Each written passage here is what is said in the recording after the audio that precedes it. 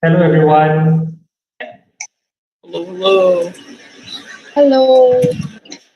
Don't forget to rename yourselves.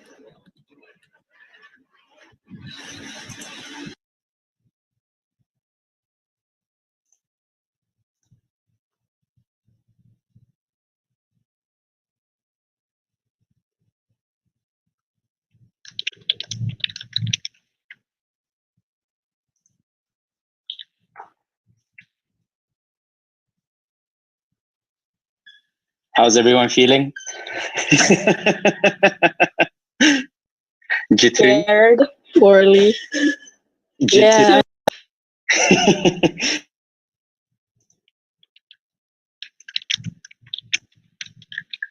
Hello, good morning. Hello, good morning. Morning. Hi, Nicole. Morning. Hola. Hola.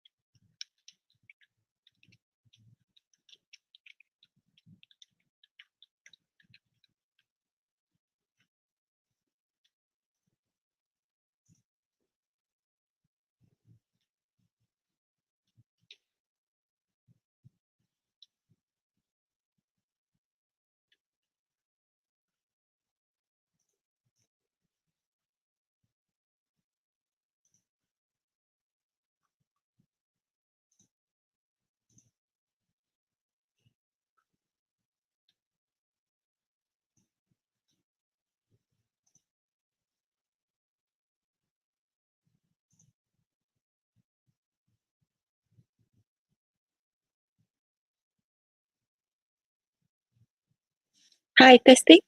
Can anyone hear me? Yes. All right, great. Thanks. Just wanted to test.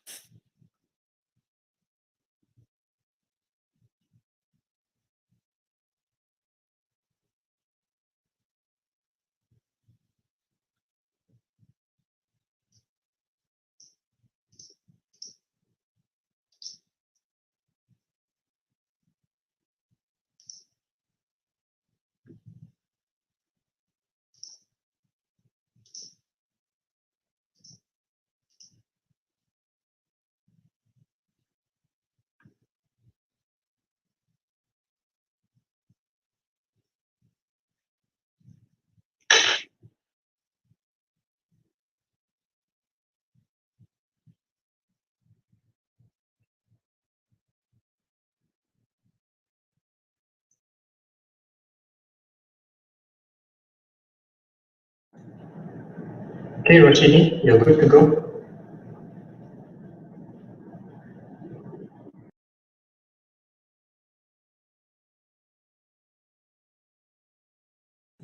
Hi there, can everyone hear me?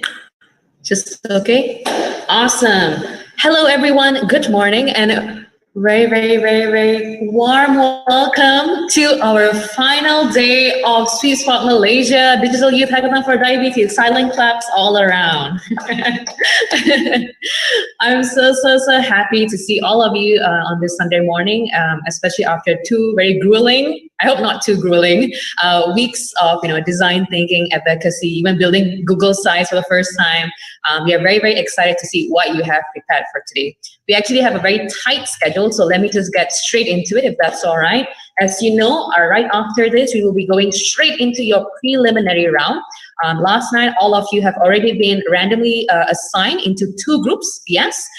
In those groups, you will be going through 1 hour of presentations with your respective judges, after which two best teams will be selected from each groups or each live stream to go into the final presentation round with our chief judge for today, Dr. Chong, who is the Deputy Director General from the Ministry of Health Malaysia. If you remember, we have met him before on your first officiation of the hackathon. So we'll be seeing him later on for the final presentation. After which, we will then go into the judges' deliberation and a final judges' remark by the CEO of Impact Integrator, Mr. Ahmed Faris Amir. Right after that, I'm sure you'll be very, very nervous. So in order to calm you down, we'll be going into a very quick conclusion ceremony, starting off with a speech by Maureen, who is the country lead and also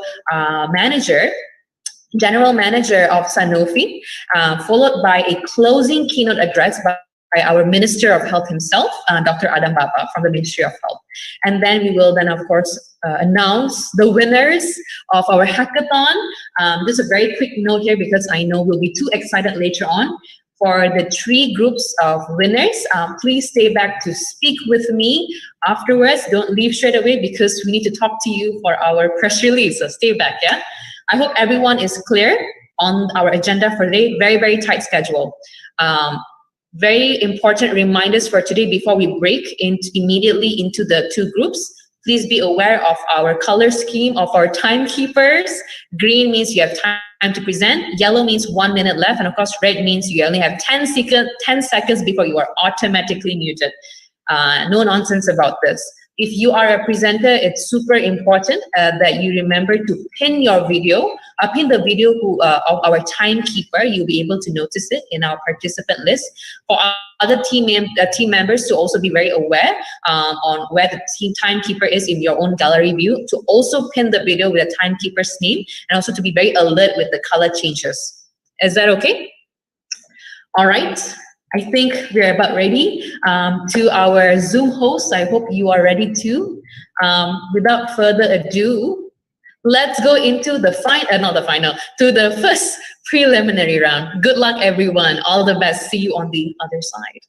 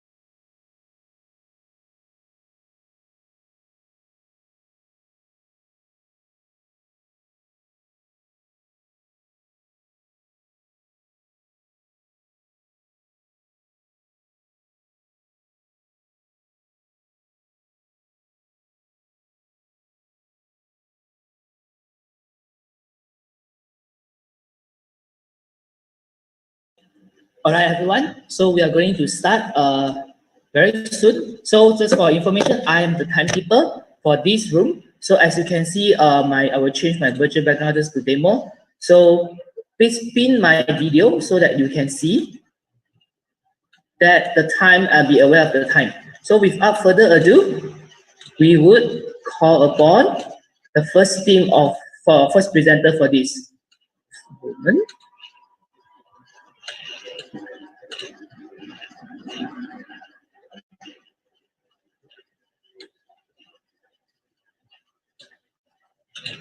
All right, the first presenting team, are you ready? Team number 1.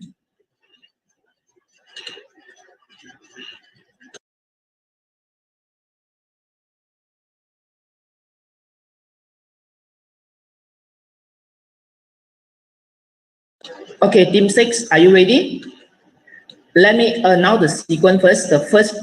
The sequence of presenting will be team 6, followed by team 9, and then team 8, team 5, and last but not least, team 10.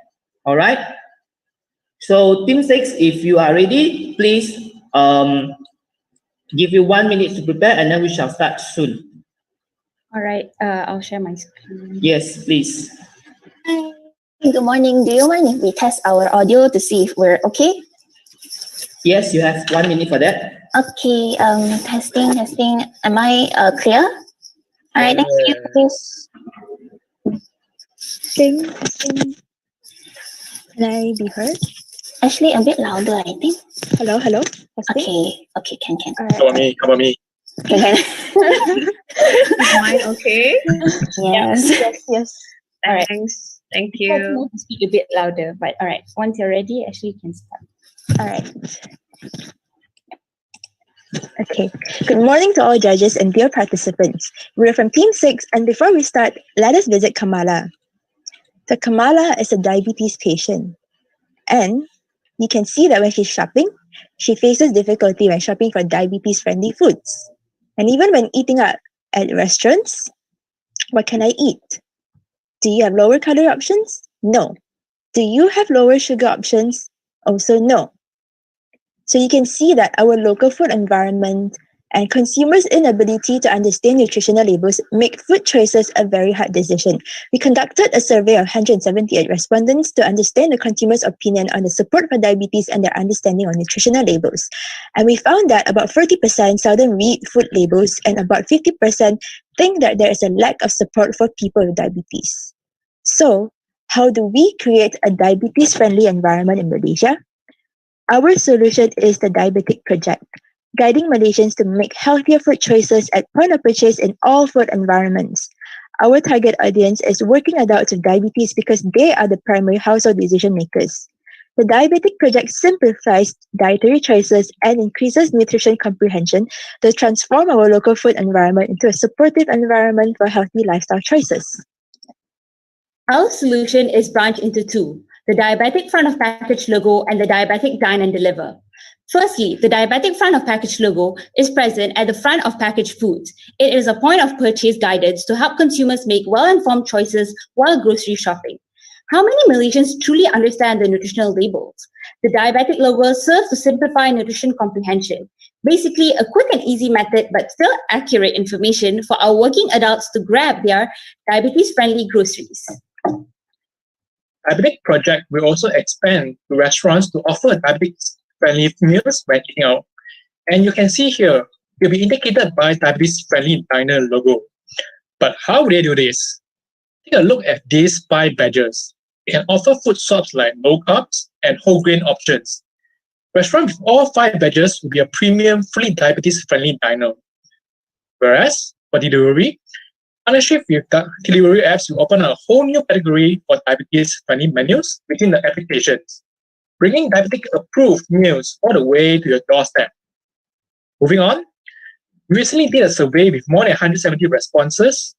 95% of the respondents believe that diet plays a huge role in diabetes management and they will recommend the diabetic. So it's safe to say that people are positive about diabetic. Now, let me quote one of the comments. Please make it a reality ASAP. It will be great help in choosing our food. On the left, here are 4 stages to be part of our partner, starting from 1, application, 2, submitting documents, 3, getting approved, and finally getting certified. On the right, we would like to highlight that the project will be regulated by the Ministry of Health, and it will first start off on a voluntary basis. So what are the benefits essentially? The diabetics logo increases health literacy and it helps working adults to quickly and easily understand their food choices. Next, as the logo is displayed on products and local restaurants, it reaches all locations and socio-economic backgrounds. Lastly, we foresee a positive spillover effect as the working adults are usually the decision maker of every household. In terms of the impact, first of all, it is an inclusive and citizen-centric initiative where we encourage a bottom-up behavioral change. What's more than that is the positive economic effect, where we create more job opportunities and improve business performances. We'll see how we measure the success of our project on the left to firstly reduce diabetes complications, then by measuring the sales trends of products with our diabetic logos, and lastly, if there was an overall behavioral change towards better diabetes management. And on the right, we plan to scale up with integration with technology like tracking systems and diabetic QR codes, starting up with educational resources and specific diabetic-friendly aisles in partner grocery stores like Tesco. To conclude, let's take a look at how diabetic closes the gaps. Before, there were no specific indicators for diabetes-friendly products and premises, and a lack of health literacy for diabetes management. Now, with the diabetic logos in place, there's a specific indicator to educate Malaysians on which are the diabetes-friendly foods in stores, restaurants, and in delivery apps. Now, let's check back in with Kamala. Before this, she didn't know what to buy in stores and couldn't really eat out either. But now, look at how our environment has transformed. Grocery stores have diabetes-friendly products, and eating premises have healthier swabs. Our local food environment is now conducive, supportive, and healthy for people with diabetes. Thank you for listening to Diabetics, and we hope this inspires everybody to be the true actors of our solution. Thank you.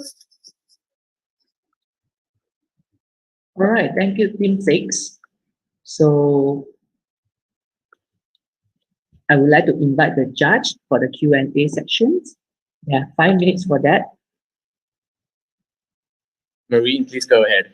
Okay, great. Thanks a lot, Dr. Kaur. So thank you. Thanks a lot, team, for your engaging presentation.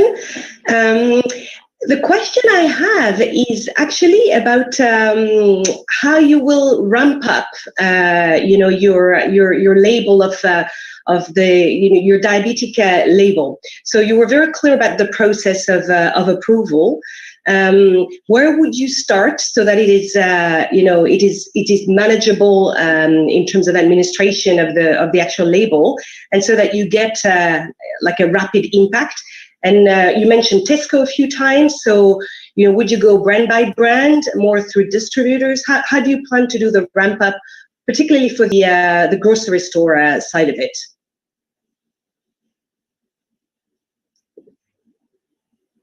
All right, I think I will take this question. So thank you very much.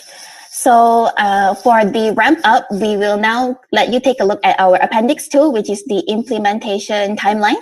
Mm-hmm. All right, so you can see the proposed implementation timeline for the diabetic project is to start with research, as we need to first set a clear criteria for what we can actually categorize as diabetes friendly. Then we'll launch into project development, and from there we'll do the partnerships.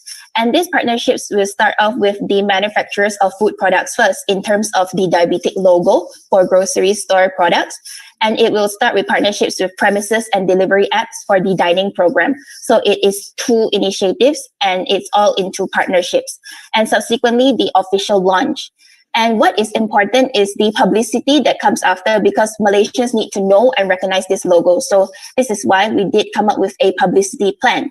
In terms of the ramp up with Tesco, like we mentioned, it is a long-term expansion so that when more manufacturers actually adopt this product, there will be a specific diabetes-friendly aisle for shoppers to go to and get all their products at once. Yes. Okay, great. Good, thank you. And in terms of the, in addition to the actual logo, if you can just, go back for a minute on, on your primary resource, the website, and what depth of information it provides to people, to the consumers.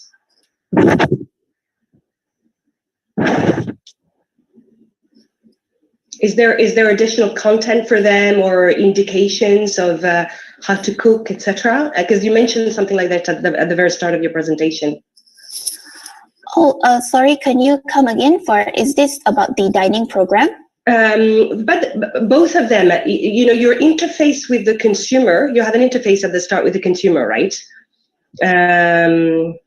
So it's really through the logo, actually. Okay, I got the impression that you also had a resource for consumers, for Malaysians to actually look at how they could use the product and what would be relevant for them to use. But you don't have like a website or a resource directly for the consumers, actually, do you? I'll take the clarity. I believe that actually what we have that we mentioned about our website is actually in our long-term expansion, where we hope to incorporate a QR code on packaged foods as well to educate them on things such as carbohydrate exchanges, as well as how many, for example, a visualization of how much sugar is in their food. Okay. Scroll down to the, oh yeah, so as you can see, the appendix, this is the educational resource we hope to expand to. When you scan it up, it'll tell you simple but still accurate nutritional information, like this box of cereal has 3 equivalent donuts to it as to the sugar content level. Okay, got it. Yeah, so that's in your longer term expansion. Okay, great. Thanks. I'll pause there, Dr. Kerr, so you have a chance because I know we have only 5 minutes, right? Thank you, Maureen.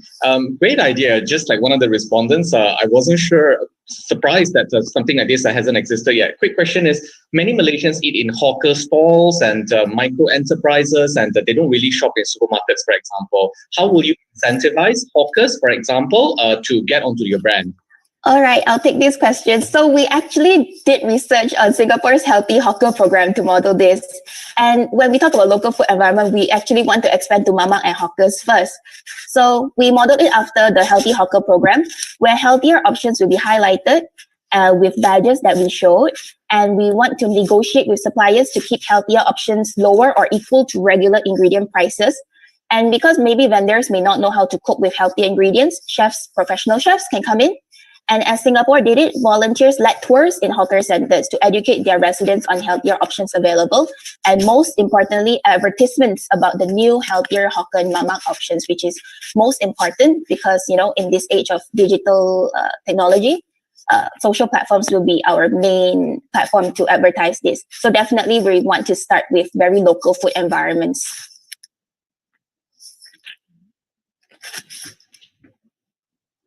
All right. Yes. And you can scroll down to the appendix for the healthy hawker thing, actually, just to take a look. Yeah, thank you. So sorry.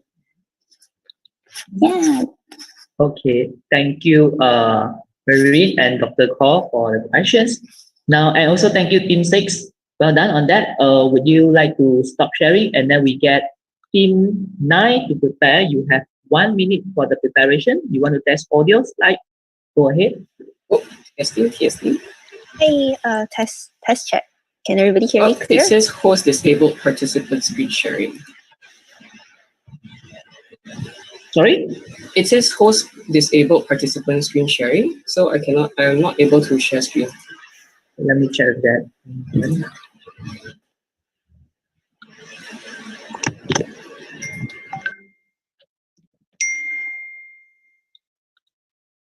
Can you try again? Because yeah, it should be Still the same.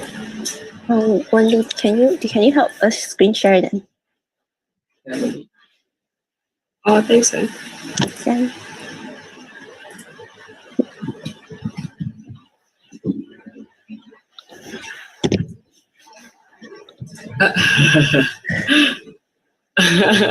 work it out. Yes, Monique. I cannot share also. Oh. Host disabled. Yeah.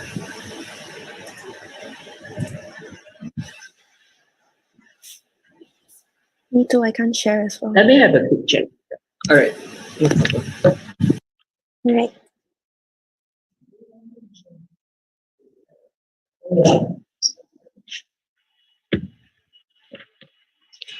Hello, do you want to try again? Team 9? All right, we got it. All Can right. everyone see our screen and hear us? Can you hear me crystal clear? Right, great. All right. Yeah, we are whenever you're ready. Okay, can start. Good morning, everyone. My name is Jasmine, and here with me is Fawn. We are from Group 9, and this is our solution. So Project TBD, or Project to Beat Diabetes, is a community-led project that is made by the people, for the people. We believe that diabetes is a public health issue and not an individual moral failure, which is why my team and I have come up with an intervention program in order to help patients who are battling a lifelong war with diabetes. To illustrate our solution, let's get to know Gilbert.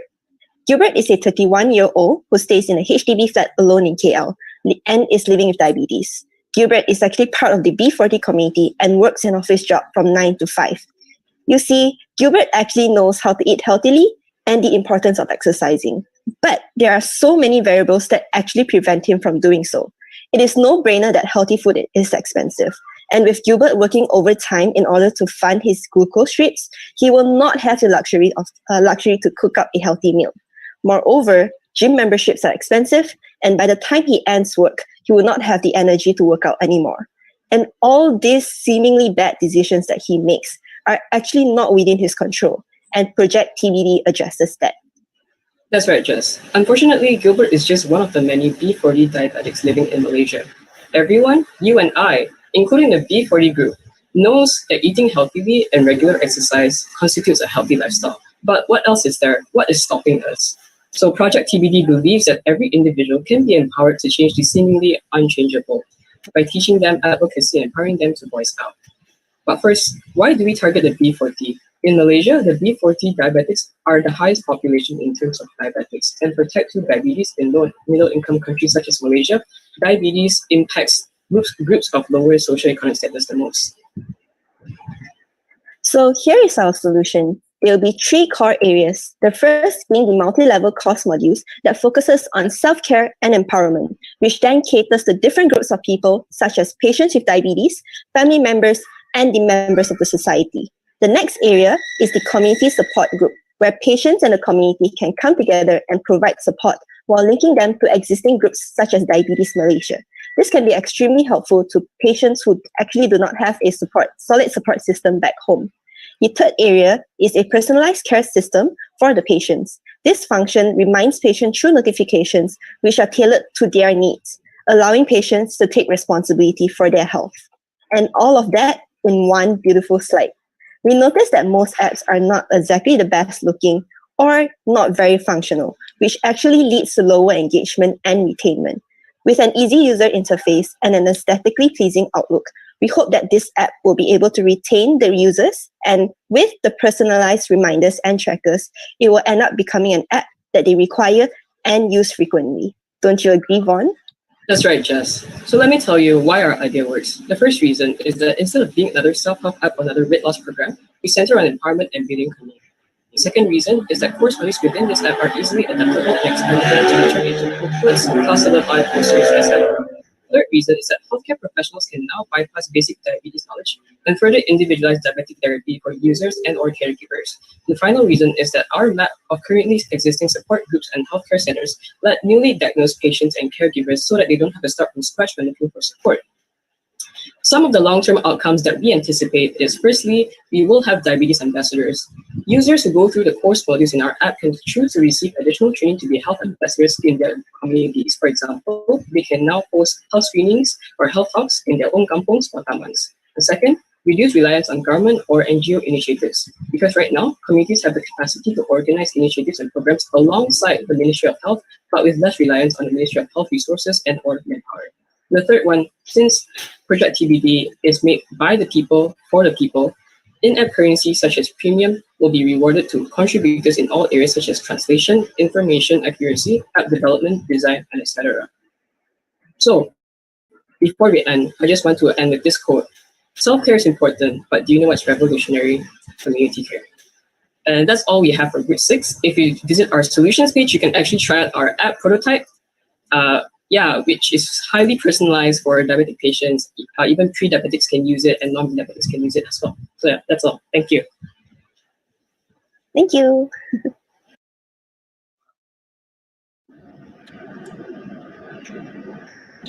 Thank you, Team 9. So we'd like to invite the judges, Dr. Kaur and Marie, for the comments and Q&A. Marine, would you like to go first again, please? Please go ahead. Start this time. Thank you. So if it's okay with you, we'll intersperse. Thank you, Jasmine and Vaughn. Vaughn and Jasmine, I like the 3 ideas that you have. Let me try to read them up one more time. Multi-level courses, community support, and personalized care. Which of these is the most important and therefore is the thrust of Project TBD, and why? All right. Okay. The most important part is the multi-level course modules, and it's not that because it's the most important, like people should only pay attention to that. The multi-level course modules, right, it consists of individual, community, and societal level modules. What we meant by these multi-level means that individual, self-care, community, as a bystander, how can you help another diabetic patient who is experiencing hypo symptoms, for example? At societal level, you know that in your region, there are people who cannot afford glucose strips, who cannot afford medication, or who cannot afford to go for HbA1c screenings as often. So what can you, as a member of the community, do to change that? And so what we propose is in these course modules, we will teach them advocacy techniques to be involved in public decision-making positions so that they can talk to their politicians, they can talk to their representatives, or they can host their own community events. So yeah, this is This is the core, and that's why our support group comes in next, because you cannot have a community without like a place to talk to other people. Thank you. No problem. Over to Marine, rather. Yeah, thanks. So just on the you made very clear that this is different from a self-help app, and probably different from other solution for diabetes patient management. So in this personal care piece around reminders, trackers, notification, what is the type of data reminder? Is it more about behavior? What you eat, what you do, how you manage, the like all the aspects of your potentially your disease or to prevent them, or is there also some medical information and exchange with the healthcare community? There is, because for our app, it's not just diabetics can use, but even for the purpose of this presentation, our target group is those with diabetics. So with those with diabetes, people remind them to track their glucose levels. If they can set it to weekly or daily, up to them, and they can also be reminded to do a food examination, maybe twice a month. Okay. And like trackers such as remember to drink water, and like some health tips as well. Okay. All right. Thanks. Okay. If there is time, then allow me to ask one more question to Jasmine and to Vaughn. Thank you. Jasmine and Vaughn, or rather, when Jasmine started speaking, Gilbert had no time because he's busy, there's no time to exercise and so on, which is a very important problem. I agree. These three solutions that's on the screen right now, how does this help solve Gilbert's time problem? Okay, very good question. We've actually brainstormed this as a team as well. So instead of spending time to always look for the cheapest options for healthy food, for example, or to allocate their time to exercise, why not allocate time to learn these things and to organize with the community, so that at least when you're looking for like the cheapest glucose strips, for example, you're not looking for it alone, you're looking at a bunch of community, and that would save a significant amount of time. That's why the community component is important in our app. Does that answer your question? It does. Okay. Allow me one more follow-up, Marine, if that's okay. Thank you. Thanks, Vaughn, for that answer. So he's time poor, I get that, and your solution will be let him learn all these things so that he can gain more time. There's a bit of a chicken and egg situation. What incentives help him, Gilbert, and more like Gilbert, to invest that precious 1 or 2 extra hours to learn these things in the first instance? Okay, not to stereotype, but because Gilbert is a diabetic himself, and he's also from the B40 community, and in the long term, if he knows that this is going to save him a lot of money, then sure, why not? And our app is free to use anyway, so. Well, okay, thank you, Mom. Thank you, Jasmine. No problem. Thank you. Thank you. All right. Thank you, Dr. Kaur and Marine, for the question, and also thank you, Team 9. Now you may stop sharing so we can get Team 8 to get ready. Thank you. Team 8, now it's your turn. You have 1 minute to test your audio as well as to present, share your screen. Are you ready? Hello, everyone. Can you hear me? Yeah. Hold on, yeah. Let me check for a while. Because we're using 2 different people. Okay. 1, 2. Good morning, everyone. So from Team 8, what we notice is that Malaysia has the best policy when it has the best policy when it comes to diabetes and every types of healthy solution. But there's something problematic with that, because we will always see that the rate of diabetes patient doesn't seem to come down. So what is our target group today, right? When we look at Kak Aja, we realize that the problem that she faces is this, that she's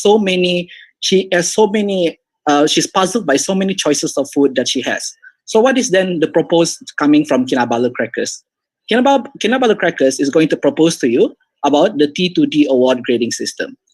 T2D grading system is a mandatory grading system that is towards the availability of healthy meals in restaurants. So these restaurants will be assessed by its nutrition and diabetic-friendly menu option in accordance with the standards that will be set up by Ministry of Health and also verified by the National Coordination of Committee for Food and Nutrition. So we're drawing similarities with the Michelin star But instead of Michelin star, say, being judged by anonymous people, MOH is the one empowered to verify this.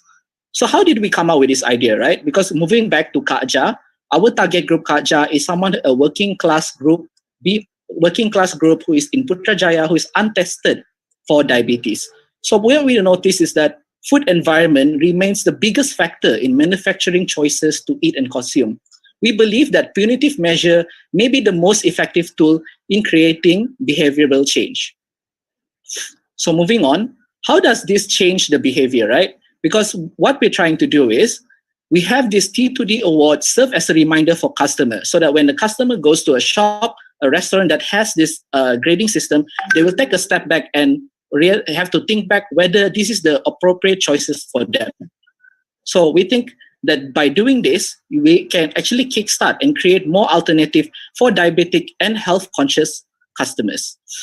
Moving on, why do we then choose this idea, right? Because we think this is the most cost-effective idea. This idea doesn't need much. It's not something new. It is just we are sitting on a pre-existing structures and framework. So it's a stepping stone for behavioral change and complementing awareness. So in a world where we thrive on validation, this actually can help people to make better choices, and at the same time, allow businesses to have an added initiative to accommodate to these healthy diabetic choices. Okay, moving on. So why is it Putrajaya? We want to make sure that Kinabalu Crackers, our group, wants to approach this from a realistic lens. Hence, we want to do this pilot project in Putrajaya, since Putrajaya has one of the highest, on the top 5 highest prevalence diabetes, and also because MOH is in Putrajaya, it's easier for data collection and regulation of the our initiative. So moving on, so our implementation of this T2D award is that Ministry of Health will coordinate with nutrition, and then we think that we have already examined the law, and pursuant to Section 34, we have already the necessary framework to make this work and make sure that the mandatory effect can come along. So moving on to the grading system, right? When you look at the grading system, we have S, A, B, C, and D. And we think that this is very visually, people can look at it visually and straight away they can make their own choices. So we think that by having it in this pilot initiative in Putrajaya and having all of this, then later on, the success of this will then be brought on to nationwide. So moving on. So what's next, right? What's next? What is the long-term thing? We list down certain things like a blueprint what is going to be, that we will approach stakeholders such as food delivery, Grab Food, and also like setting up a T2D award ceremony to make sure to highlight all these restaurants that are already that is already using this kind of award. So we think that using this in our award system, it's mandatory through our legal framework, and at the same time, the diabetic community and for the untested diabetic community is allowed and able to look at all these choices. So we think that given that there are questions that why can this work, we tell you that there are research being done that people will choose healthier food when it is already being visually present in front of them. With that, thank you so much.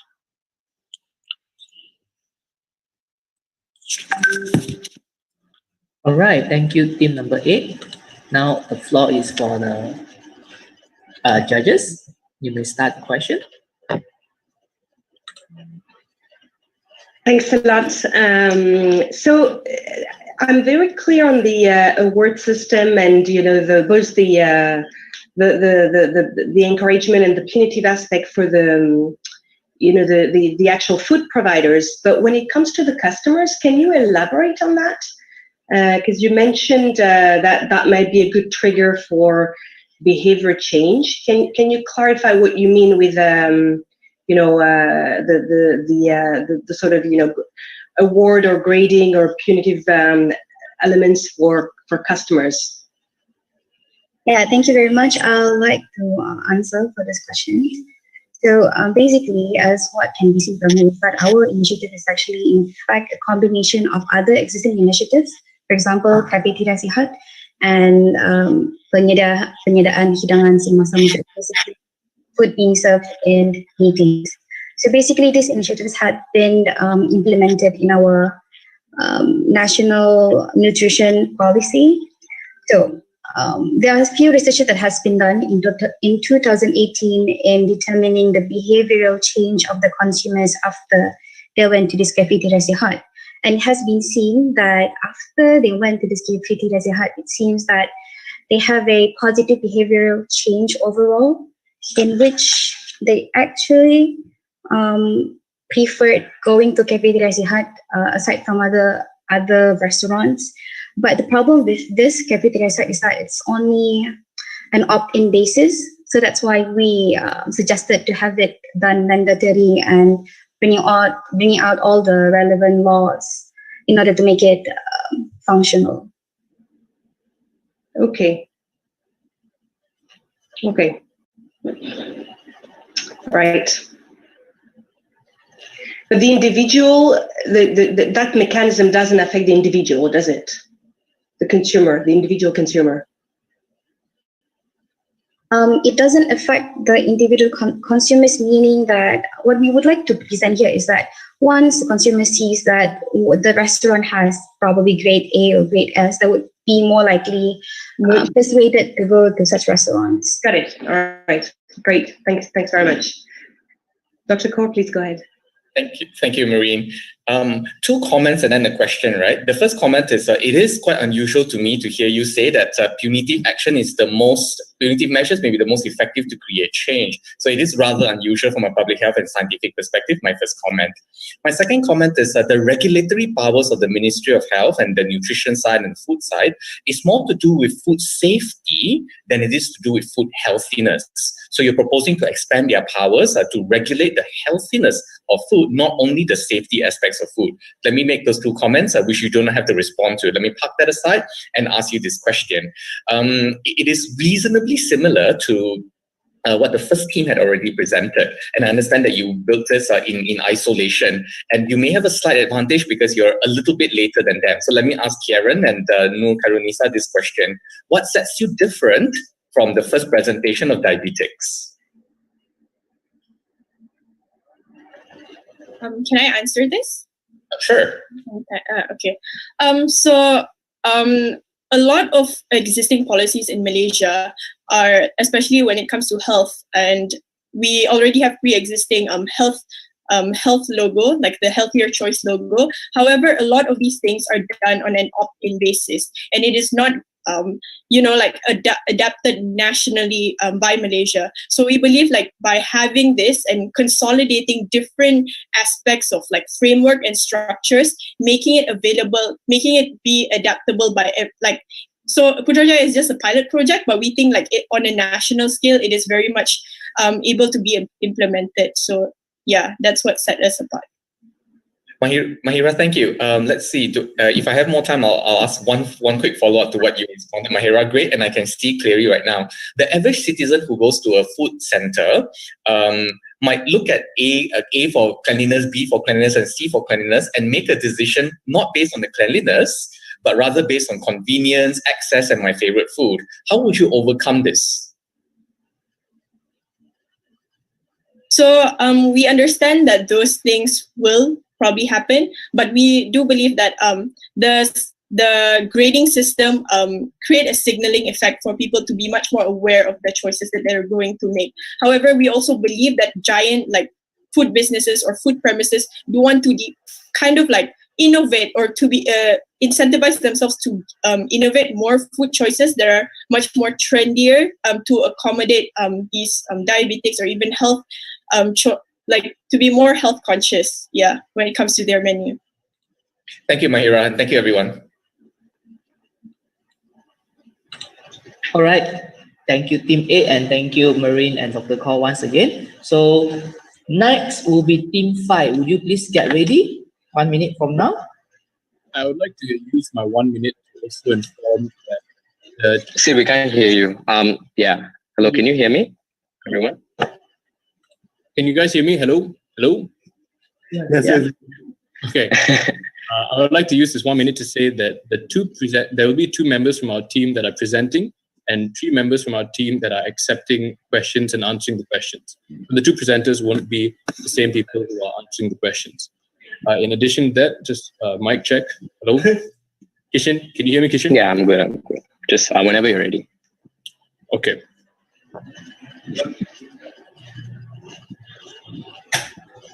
All right, Team 5, you may start anytime now. We're setting up timer.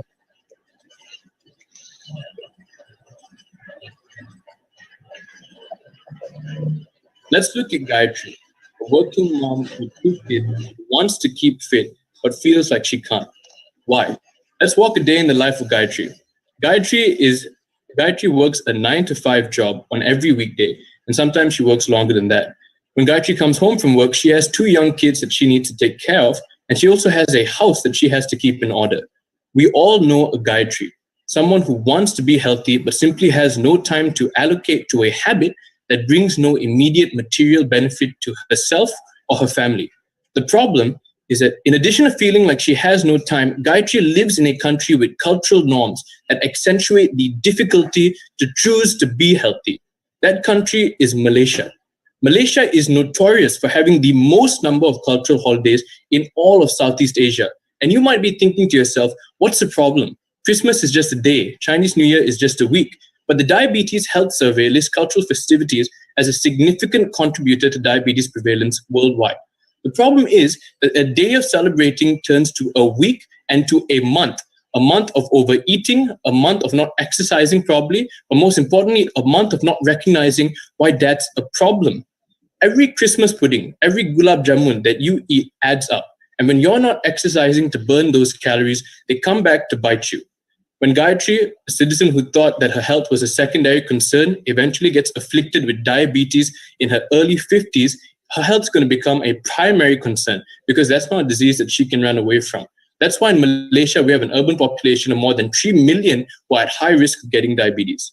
What we need to do is enact an attitude change. We need to get Gayatri to participate back in the fight to reclaim her health. We need to get her to compete with herself.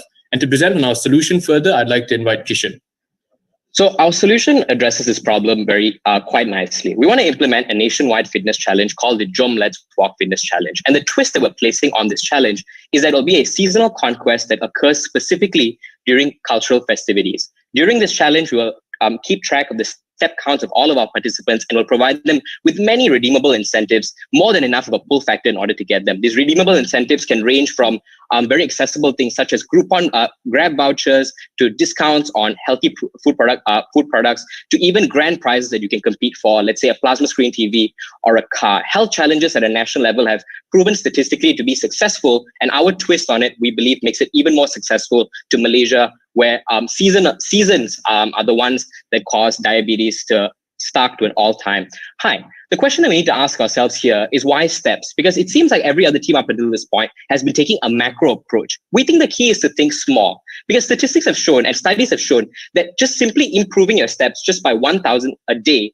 would lead to monumental reductions in the prevalence rate for diabetes. And even things like short walks are far more effective in reducing the blood glucose level than prolonged periods of increased heart rates. And with that in mind, we think that our challenge and our solution is beneficial for a secondary reason, because we're not asking a lot from the working class or populations. We're not asking you to learn more. We're not asking you to sacrifice your time, to rethink your life decisions, to change your daily habits, because we can't expect that of society. People are oftentimes ingrained in their cultures, ingrained in their daily lifestyle. All that we're asking of people is to be on their feet more. And we're giving them a lucrative incentive and a reason in order to do that.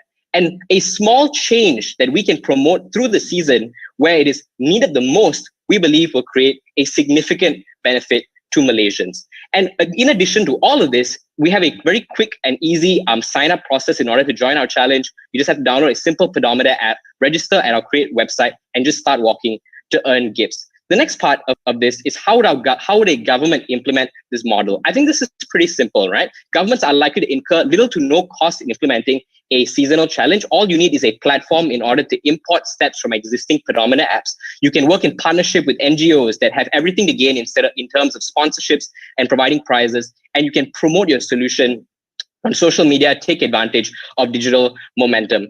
The reason why our solution is most beneficial, and the reason why we spend a lot of time on this, is we believe that a seasonal challenge that takes place when it matters most and requires very little of the Malaysian population is something that is very interesting and very appealing. This solution requires little to no cost. It is very practical. It is very scalable. It can be implemented in a wide variety of contexts at a wide variety of levels and in a million different forms of implementation. But in all these implementations, we ask very little of the Malaysian population, and we provide them, in fact, with way more in the future. We can't ask people to change their daily habits, but what we can ask them to is make small changes that are attractive. And with those small changes, we can improve their lives in the long run in turn. Thank you. Right, time is up. Now is for the Q&A section. Thank you. Marine, with your permission, I'll start this. Thank you. Thank you, Kishan and Megja, if I'm pronouncing your name correctly, and your friends are in that room. Great idea. I love it that we're talking about a festive season. However, diabetes control is going to be a year-long affair. How does your idea of a seasonal challenge, let me correct myself. Will your idea of a seasonal Let's Walk challenge go against the prevailing belief that you need to exercise on a daily basis? Will you dilute the message, for example? Go ahead, I'm listening. Thank you very much for that question, Doctor. My name is Daniel, and we believe that the way in which that we be able to reduce that prevalence rate, especially since we're implementing this at phases throughout festivities, is mainly what we're trying to target is to create that consistent active lifestyle first, especially after these festivities occur, primarily because most Malaysians in our target group don't have that active lifestyle yet. And since this is a push towards that direction, it's most likely to generate that ripple effect so that they could implement that consistency in their life.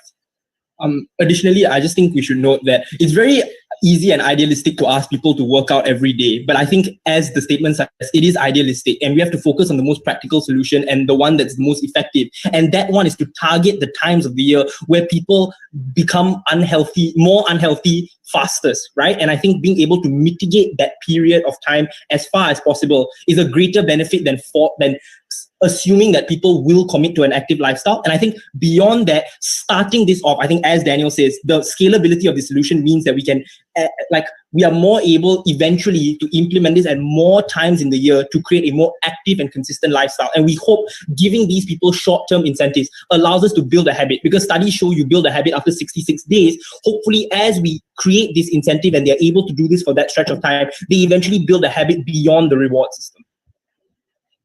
Thank you. Unless there's something else, I'm happy to go to Marine.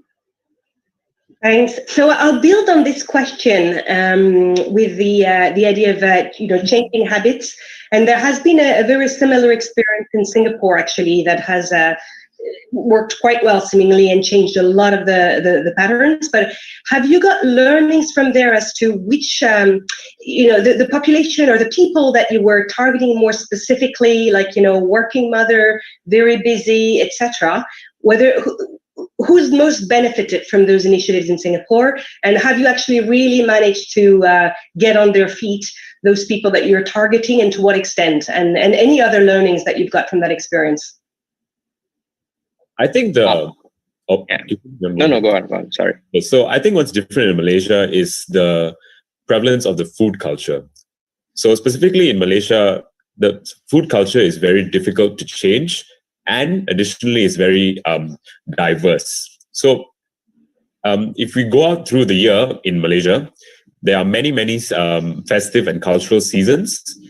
So the food culture is enhanced, and people generally just eat more than I would say in comparison to Singapore. And this is a mesh of cultures that encourage each other to eat, go for second rounds at cultural festivals, at open houses. So I think if we take this approach, we are more able to hack that habit of eating more. Instead of changing the structure of a food culture, I think we can add an additional action to their daily activities to mitigate that.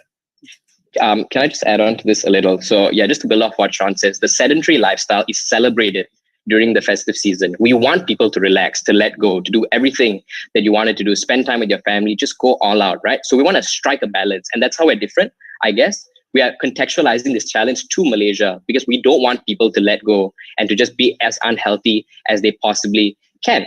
And even for working class mothers or people that work 9 to 5 jobs, we're not asking them to change those lifestyles and those habits because that's pretty impossible for a lot of people. We're just saying when you're in your office and you're writing down an idea or a sketch, you can do it on your feet. When you're hanging out with your friends after school, do it on your feet. Anything and everything that you're doing, just try to be on your feet while you're doing it because there's always something to gain, right? There's that Grab voucher, there's that discount, you can go for that grand prize. So we're asking pretty little of you, regardless of who you are. And this is primarily effective for the working class.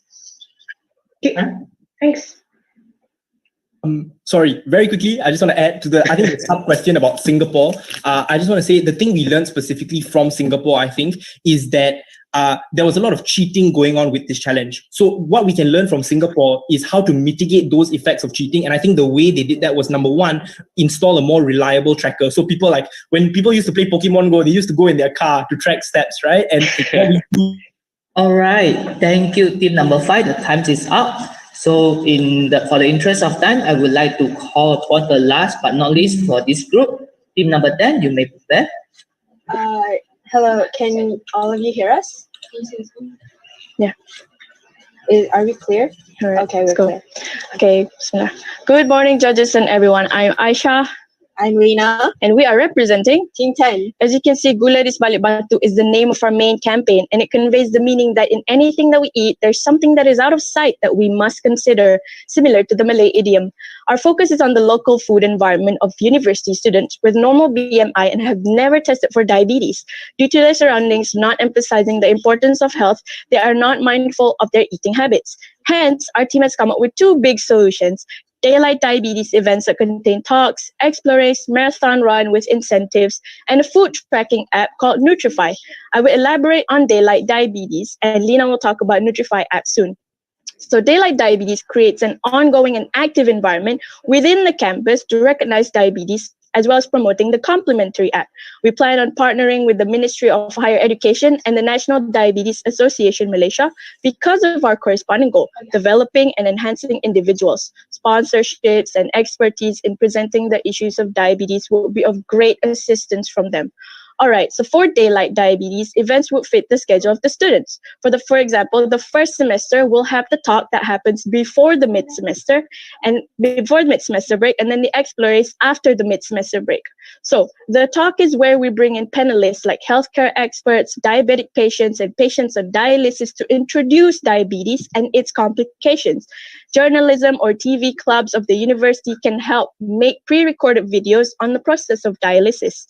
Prior to the explorers, nutritionists from the Kementerian Kesihatan Malaysia will share on how to eat healthier and read food labels and use the knowledge for the educational competitive race. Fun note, some answers from the explorers can be found from the talks or the app to ensure student participation. For the second semester, we have a marathon run and a big trip. The marathon run helps to raise funds to purchase diabetic supplies for patients with financial burden. Our biggest incentive is a trip that provides students a chance to connect to local fruits and vegetables. And throughout the whole event, we'll be handing out free fruits and vegetable packs sponsored by Jabatan Pertanian and student discounts on fruits and vegetables near the university area. Ultimately, we'll send feedback forms to make evaluations on how to improve the events. And daylight diabetes are to happen every semester to ensure that students are exposed to the concept of diabetes and it will stay fresh in their minds so they will be on the lookout for what goes in their body. I'll let Lina explain Nutrify app. So before anything, I would like to clarify something before I move on to talking about the specs of our app. During the run of the campaign, the app will actually contribute immensely to not only the participants but also to those who are running the campaign. Moving on, so the name of the app we came up with is Nutrify. However, the FYE stands for Your Excellence. The main purpose of the app is for the convenience and to help the students to lead a healthy diet. Due to time constraints, I will only talk about 4 important features, which include exclusivity. Since our target group mainly revolves around university students, we designed it in a manner where they would need to log in through their university email as well as pick the university they attend. In regards to the campus food, we considered that the university cafes do not necessarily provide the healthiest options. So to combat this, the app will show the nutrition information description of all the foods being sold, as well as further warnings on certain ingredients that individuals may be allergic to. The food tracker does what a food tracker does. It tracks your food. But what I mean is anything related to it. So like tracking the nutrition or calorie intake, suggesting meals based on your previous meals, daily reminders to eat your fruits and vegetables, and even daily reminders to eat your meals, because students tend to skip their meals a lot, as well as a set amount of time for exercise. So basically, this is a very personal level app, and the usage of analytics will also help the user to know their average nutrition intake. And with this information, it'll show them that if they continue eating a certain way, will they be at a risk in the future or not. The app has been gamified, where the users would receive daily challenges, weekly challenges, and would be rewarded for their short-term goals and for reaching a certain level or a number of points. This is basically positive reinforcement, which is shown to be effective. Thank you for lending us your ears and paying attention. If you want to know more about the app, please check out our site, and we hope our efforts have contributed to the awareness of gained by the public on the prevalence of diabetes. All right, thank you, team number 10. Now is the Q&A session. Great, thanks very much. So when it comes to the actual solution, which is around the app, what would you say is the the main advantage of this app versus other mainstream nutrition app that are available at the moment, probably not specific to Malaysia? Hello, sorry. So you're asking what is the advantage of this app versus other apps, you would say? Yes. So what's what would make me choose this one? Okay. So what I would say is that the difference is that because it is really catered to our target group, which is within the university students, and the homepage, like we mentioned before, only university students can actually sign into it. Using their uni email. Another thing is because it is accompanied by the events, the campaign itself, to encourage the usage of the app. Because we know that if it's only the app, there's a lot of other apps you can use, right? So we have the campaign to actually encourage people to use the app, and the events are linked to the usage of the app. So that's why we think that we have advantage over the other apps. Okay, great, thanks. Dr. Kaur. Thank Ms. Ibuku Merin. A quick question is about your target audience of university students. Can you tell us a little bit about why you think university students are either a problem with demonstrable facts and figures to show that diabetes is a problem, or number two, is there a strategic reason why you chose university students? I would be happy to be listening to you over.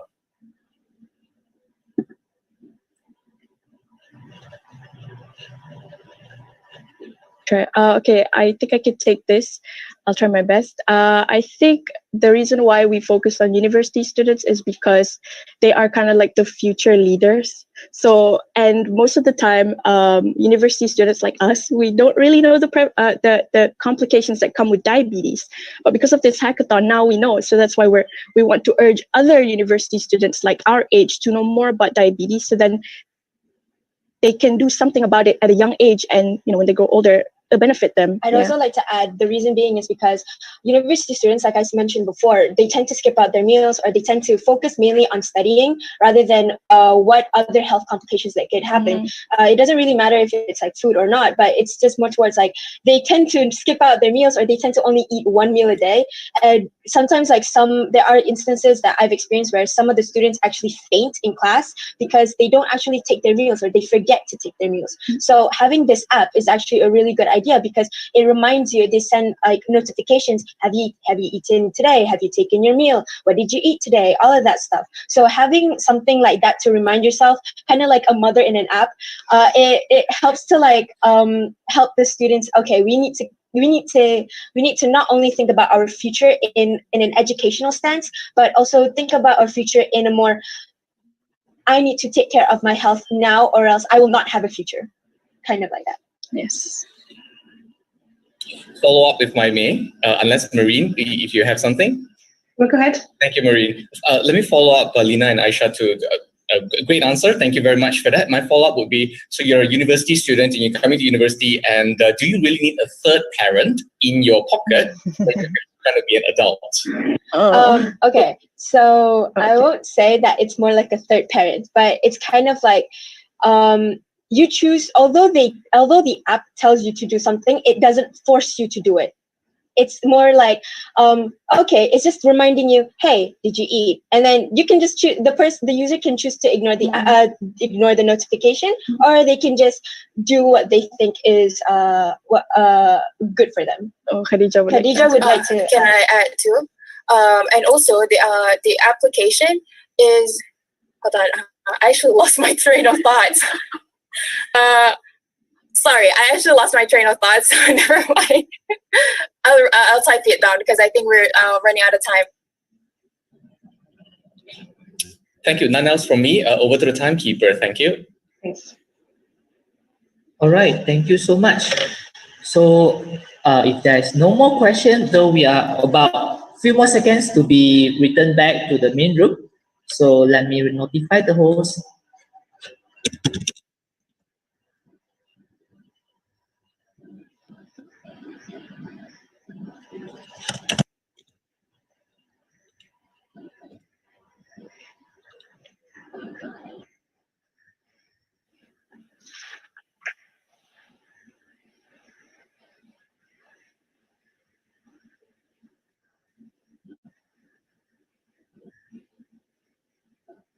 Dr. Kaur, Khadija already put her comment in the chat box. Thank you.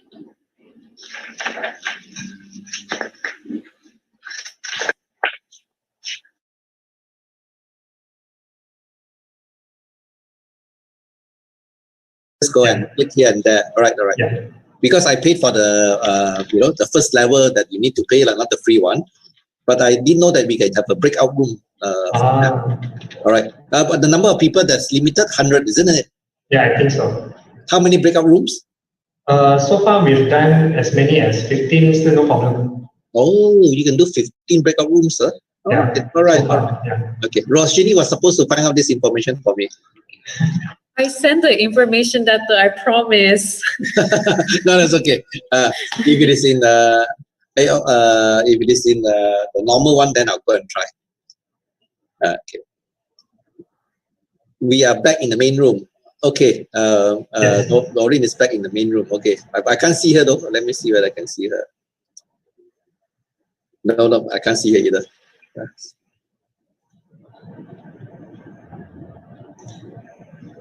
So Daniel, are we starting?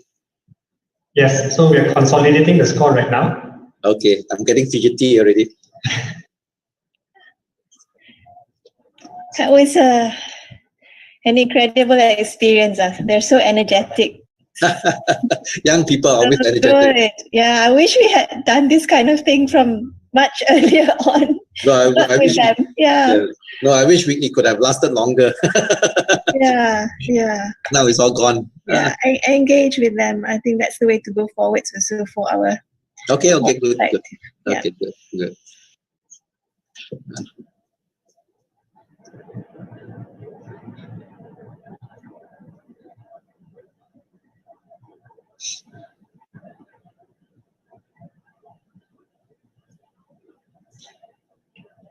So T5, T10, they are all the groups.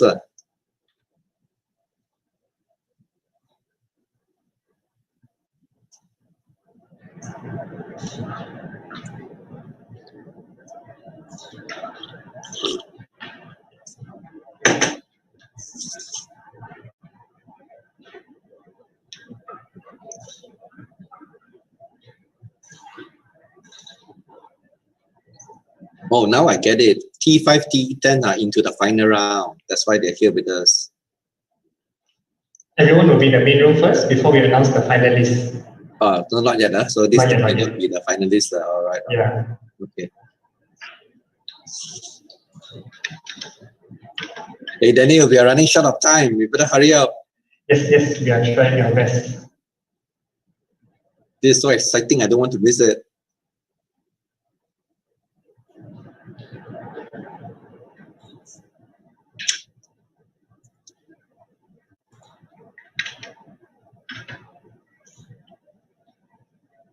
All right, everyone. I just wanted to just quickly check in and say thank you and congratulations on your first round of presentations. I unfortunately couldn't see it, but from what I've heard from my peers from all over, that it went very well. I think as some of our judges have stated here as well, that it was actually very, very impressive, and I'm really appreciating your energy as well. So what's going to be happening next is that we are just going to wait for the judges' deliberation from the first round. When the judges are ready, they will be sharing who are the top 2 from each group that will be proceeding to our finale round, which of course will be presided over and by our chief judge, who is here, Dr. Chong Chi Kyong, who is, as you know, the Deputy Director General from the Ministry of Health Malaysia. But first, we just got to be a bit patient. Thank you for your patience. When the judges are ready, we'll announce it ASAP, I promise.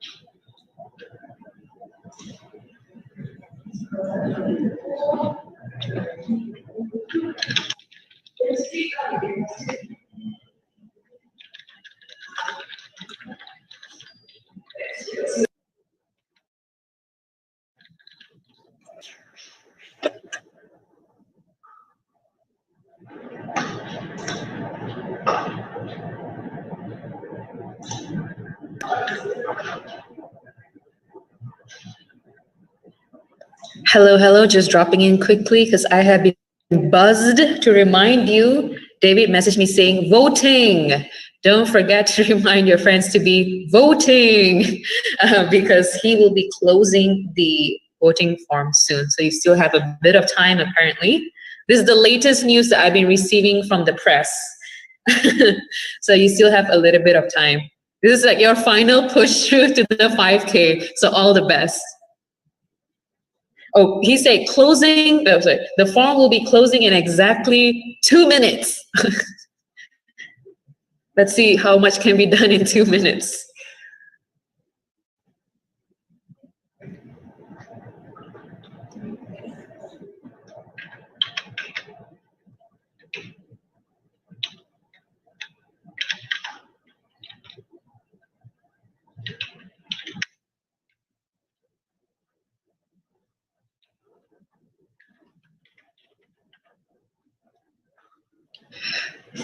Countdown continues. 1 minute left till David closes the form.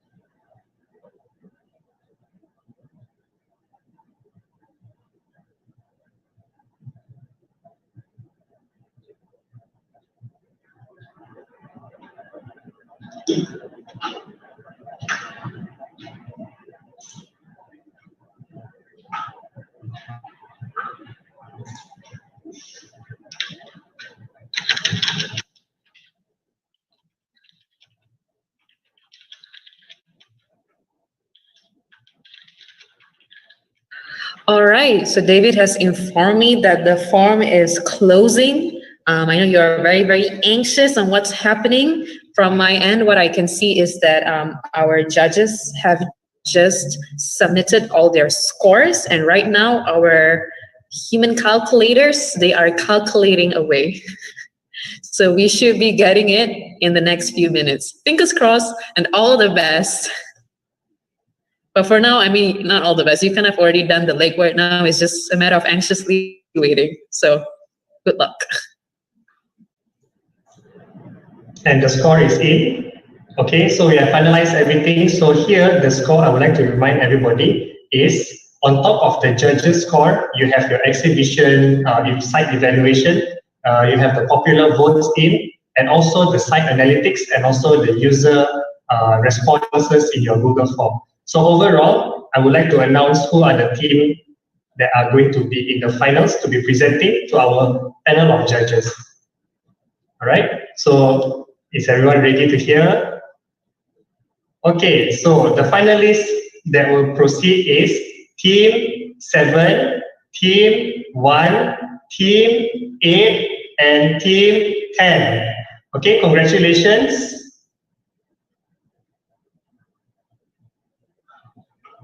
Okay, so you will be presenting in that particular order, all right? Team 7, 1, 8, 10.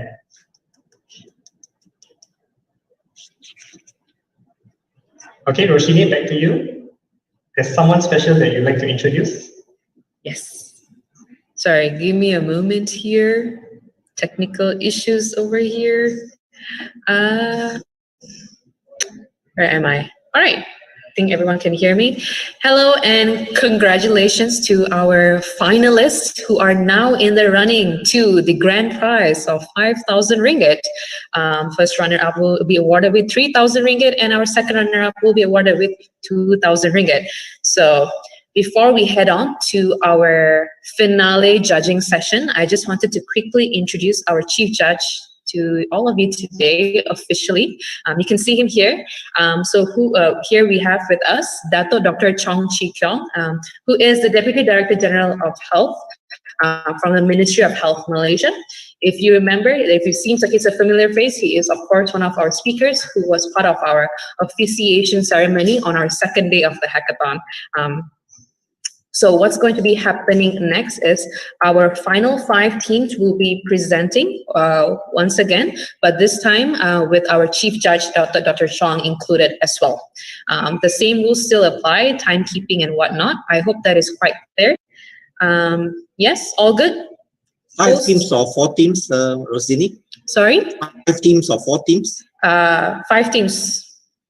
Yes. 4 teams. Oh, sorry, my number is very bad today. My apologies. 4 teams. Okay, all right, thanks. My apologies. Yes, we have 4 teams who will be in the running for the final 3 spots. Sure. I hope the 4 teams are okay. Okay, good luck, guys. All right, I'll pass it right over. All the best.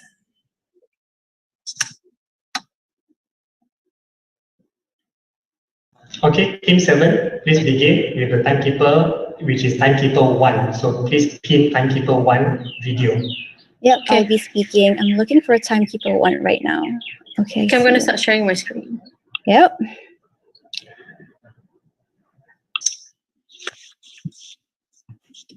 Have you shared, honey? Ke tak nampak? Wait. Yeah.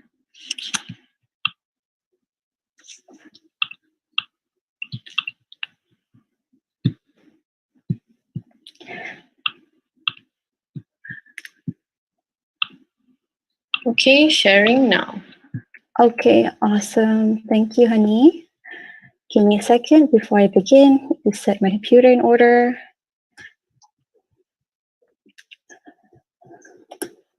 Okay, are we ready to go, honey? And my teammates? Yep. Okay, let's go. So hi, I'm Izati, and I present to you Health Architect, a bundle of evidence-based solutions towards creating a healthy university food environment. So why target university students in diabetes prevention? Research has shown that this transformative period is marked by factors that influence health behavior that persist into later life. For most, leaving home is the first time where we get the autonomy to make all of our food decisions. Though some do well at healthy eating, this is not the case for most. In fact, overweight prevalence in Malaysia jumps from 13% in 5 to 17-year-olds to 22% between 20 to 24-year-olds. Despite this disease risk, Malaysia only has one dietary policy specific to this group, which focuses on health education. Though this is a great initiative, there is a gap where health literacy of Malaysians is high, but it does not translate to behavior change. So education in of itself doesn't work.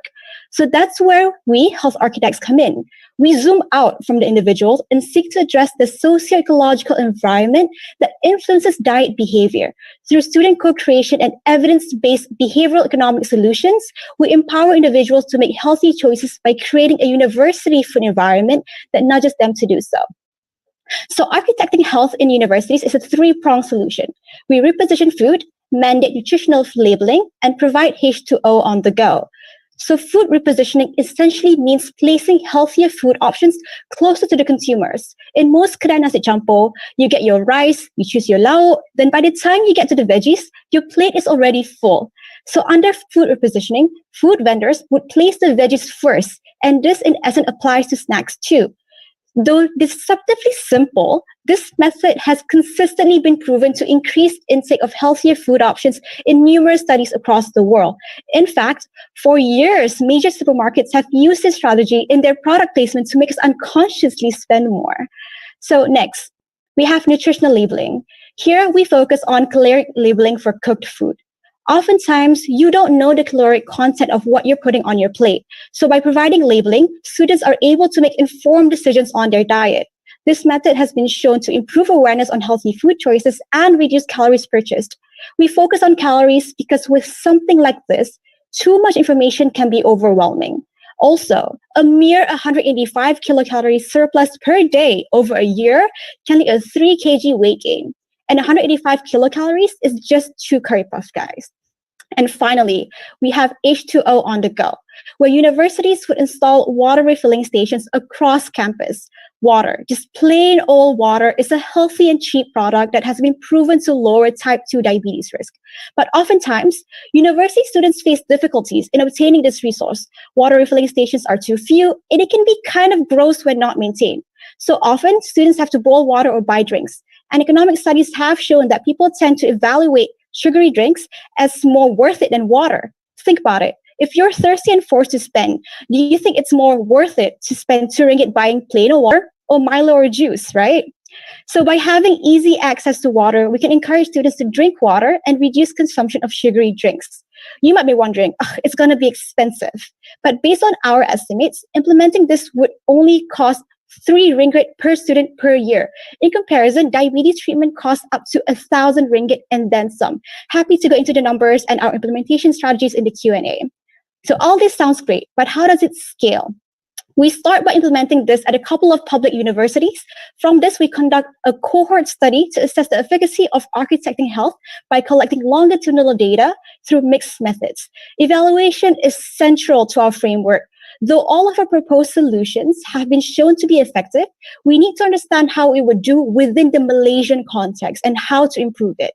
Building off this data, we can look toward digital integration and further expansion to other universities and public institutions. So our health architect solution is not a shiny tech. It's deceptively simple, but proven to be effective. We believe that in essence, innovation is the ability to flip a problem to find different solutions that might not have been considered before. If the way we've been seeing diabetes prevention has always been individual-centric, be it through education campaigns or health apps that puts the onus of responsibility on the individual, then perhaps we should think about it differently. Let's innovate. Think beyond the individual and think about the structural obesogenic environment that they are in, that we are all in. How do we modify this environment to make healthy decisions easier? And that is exactly what we at Health Architect hope to achieve. We aim to nudge healthy choice, empower decision-making, one food environment at a time. Thank you.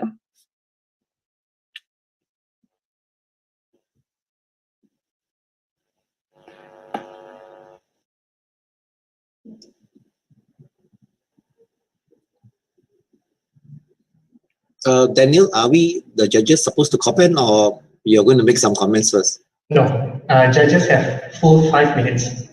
Oh, I see. I'm sorry, of course, being the chief judge, I haven't had the opportunity to meet the rest of the judges. Maybe the rest of the judges, you can just go ahead if there anything that you would like to comment.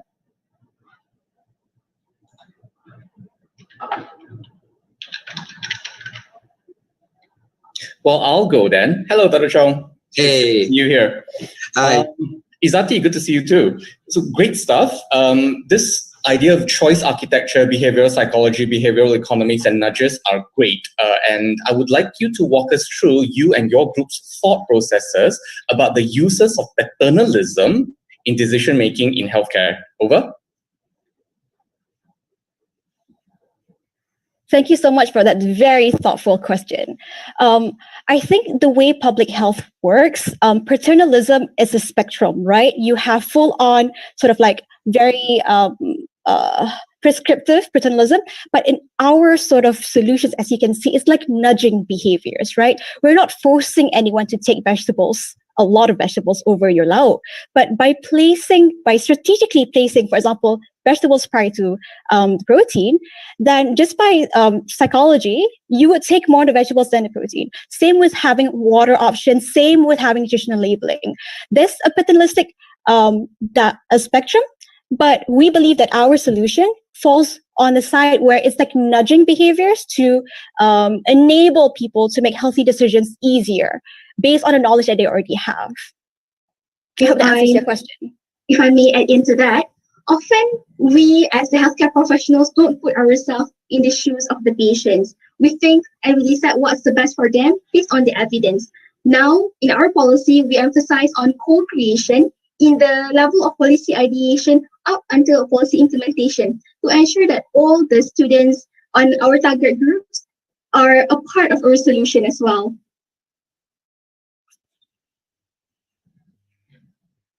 So thanks. Maybe I'll ask a follow-up. That co-creation element, I think, is great because it gets people to be invested in it as well. There could be a slight disconnect, though. Two small disconnects. Firstly, it's not really represented in your presentation, but that's fine. Secondly, if you wanted to co-create, how do they co-create a paternalistic environment for them? Allow me to use the word paternalist for now. Yeah, thank you so much. I think one, if they understand the logic behind what we're doing. So for example, we can ask for their opinions, right? What are your thoughts on the kinds of foods that are available in your university? Do you think we should have more healthy snacks? Do you think we should have more water stations?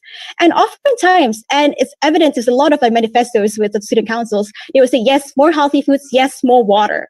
So this does not clash at all with what we're having. By co-creation, we just pull them into the conversation so they better understand, and as well I think it flips your perspective as well, right? So when having them understand that this is what we're doing and we're having them in our conversation as well, it's no longer paternalistic to an extent because they're part of it, they know what's happening.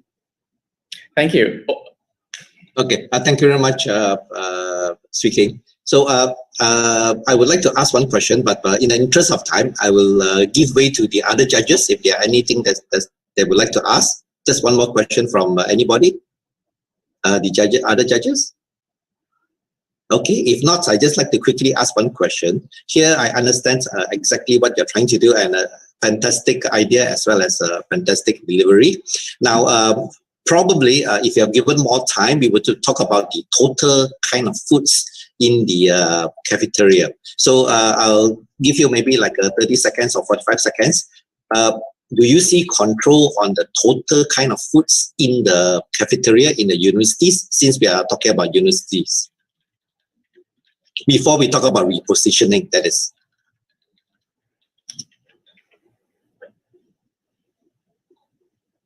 Any of my team members want to answer? Sorry, would you like to clarify what do you mean by total kind of food? Okay, so now we are talking about repositioning, which I totally understand, right? You want to put the green food out and the not so green food inside, fine. But with respect to this, we also like to talk about, for instance, would you allow to sell sweetened drinks in the universities in the first place, for example, or we just insist on drinks that are low calorie? What we call this, we have certain labels, right? Certain labels for food, healthy diet labels. So overall, just 30 seconds before we run short of time. Any comments on the total food that you would allow in the universities before we talk about repositioning the foods in the university? It's just to prick your brain a bit. Yeah, so how we see this is an incremental approach, right? So vendors come in, they Oh no, Lee Hong is stuck. at the first place we cannot sorry, yeah. 20 seconds. Yeah, we, go on, Nihal. we cannot restrict the choice of food being sold, but with our choice architecture, we guide behaviors, we guide the demand. So eventually, the vendors will be incentivized to provide only healthier alternatives, and that is the ultimate goal. Okay. So I just pick one line from what you said, which is we should not be controlling the type of food that will be sold in the university. Am I correct? Eventually we will, but not immediately. Yes. Okay. Thank you very much. Thanks for your thoughts. Okay. Maybe we can go to the next one. Daniel, I'll pass it back to you.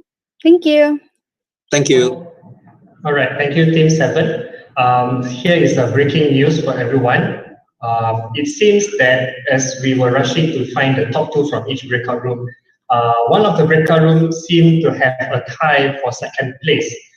So the organizers have been discussing over this to see if, and we have agreed that the tie would be allowed to enter these finals. So instead of 4 teams, there will be 5 teams over here, and the team that is tied and deserve to also be in the finals is team number 9. All right, so the sequence here will be team 7, team 1, team 8, team 10, and team 9.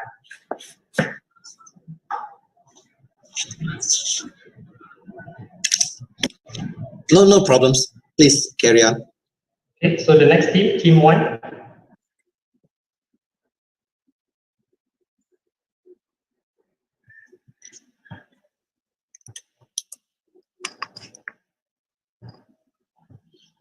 Good morning, everybody.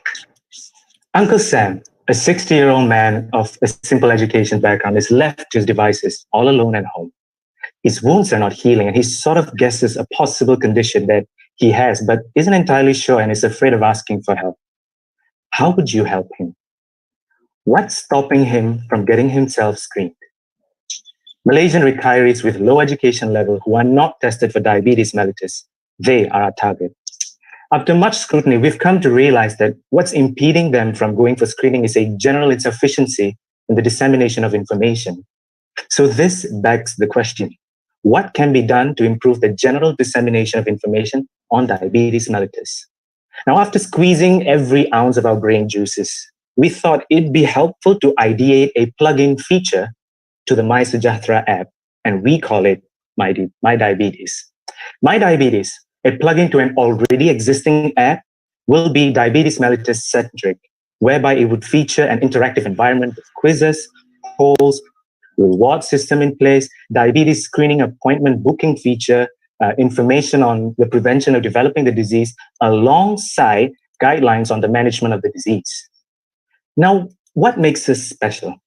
Taking into account the reluctance of our target group to download a new app, we seek to harness the already existing platform, that is the My Sejahtera app, to reach the masses. Now, with government endorsement, users are more likely to trust the services and the information provided.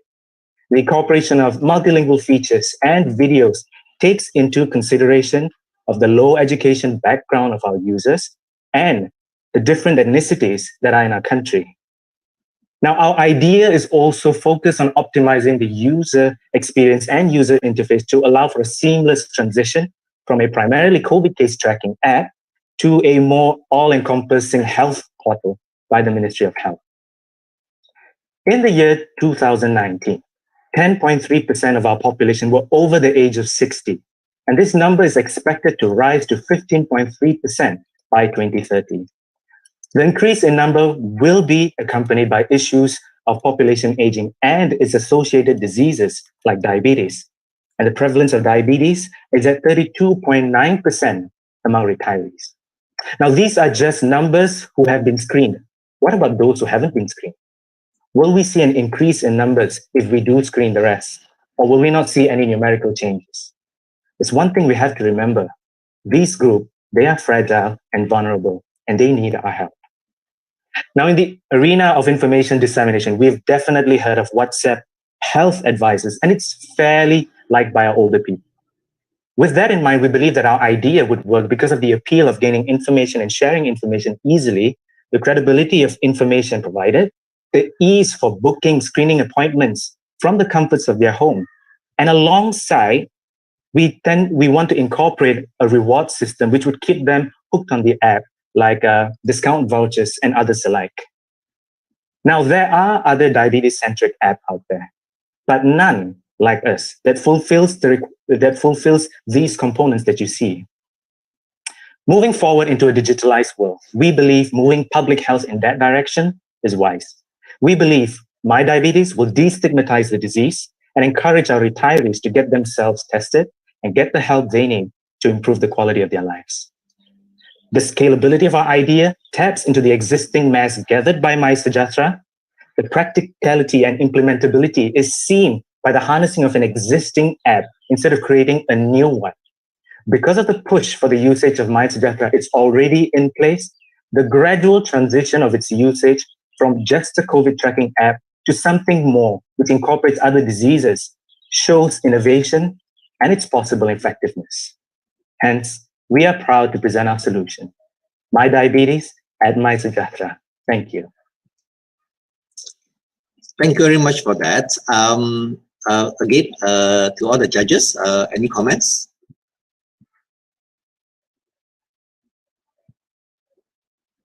Okay. Maybe, sorry. Yes. Hi. Hi, how are you? So just a question is, in terms of the people's perception, could there be a risk of, relating diabetes and everything all the positive construction we want to be forward with COVID, which is a bit of an unfortunate context? Thank you very much for the question. Zati, do you want to take the question? Yeah, sure. Marine, can I understand a bit more? The internet was a bit choppy, so you were cut off a bit from. Could you help me clarify? So you refer to the use of My Sejahtera around the in the COVID context, and is there a risk that in people's mind there is a relationship with a threat or a danger or something that they haven't necessarily been happy or comfortable with when we want to really build a positive and constructive relationship with diabetes? Certainly. Yeah. I think I get what you're getting at. I understand that Primary is a COVID app, and that it could be an association within a diabetes and a COVID if we were to integrate the platform. However, I think it is a restrictive thinking to say that, all right, diabetes is diabetes alone, COVID is COVID alone. Our approach is we want to convert the app seamlessly into a health portal rather than just individual siloed solution. Perception-wise, I wouldn't know. If I must be honest, that has to be viewed holistically. If I were to speculate, it could be, but it's not too far off. Not wrong to see it in that way, because there is a high association between COVID and diabetes that present a very high risk. So I hope that answers a bit of the question. It definitely does. It's probably more about how to position it more as a proactive solution towards it. Thanks a lot. Thank you, Marine. Thank you, Marine. So just one more questions for the judges. If there's nothing, I would like to ask something, but please, I'll give way to the other judges as well. Dr. Zenaria, I yield to you. Yeah. Okay, thank you. So just one question, because I didn't catch the problem. The retirees are at risk of diabetes. That was the title. Fair enough. When you say retirees, you're actually focusing on those who are 50 and above. Some people retire a bit earlier. Some people retire a bit later. Are retirees really at risk of getting diabetes compared to the non-retirees? It's not so much whether they are at risk or not. It's more towards tackling the, I say, ignorance towards the disease, or how do we get credible information and understanding towards the disease. That's that we're trying to approach it. The solution, yeah. Yeah, thanks. Because I just read your title and make some assumptions that there is a problem area there. Okay, I think, thank you very much, group. Let me see, this is group 1. Thank you very much, group 1. Well done. Thank you. And, I'll pass it back to our facilitator, Mr. Daniel. Thank you, team 1. Coming up is team number 8.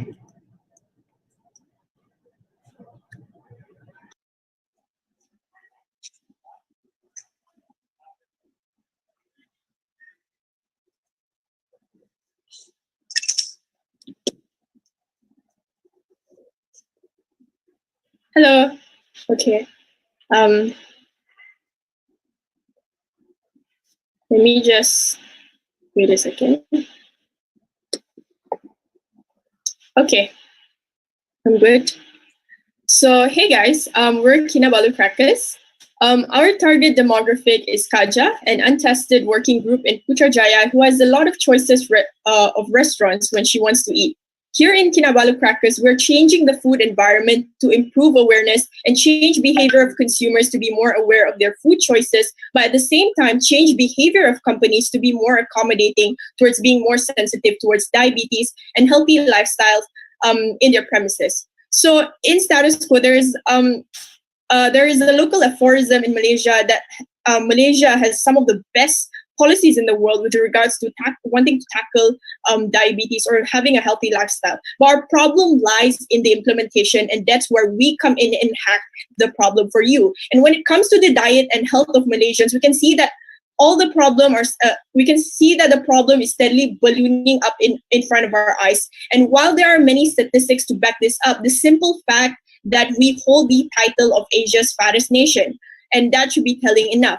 So our team changed behavior of companies as well as consumer, killing 2 birds in 1 stone. So what is our solution? So we introduced to you the T2D award grading system. Our implementation process is unique as pre-existing policies does not work because the framework happened in a vacuum and on an opt-in basis. We hacked a formula where it's indeed possible to shift consumers and businesses' behavior. What sets us apart from other new initiatives is that our food grading system operates on a combination of different initiatives and existing framework while still being consistent with legal framework.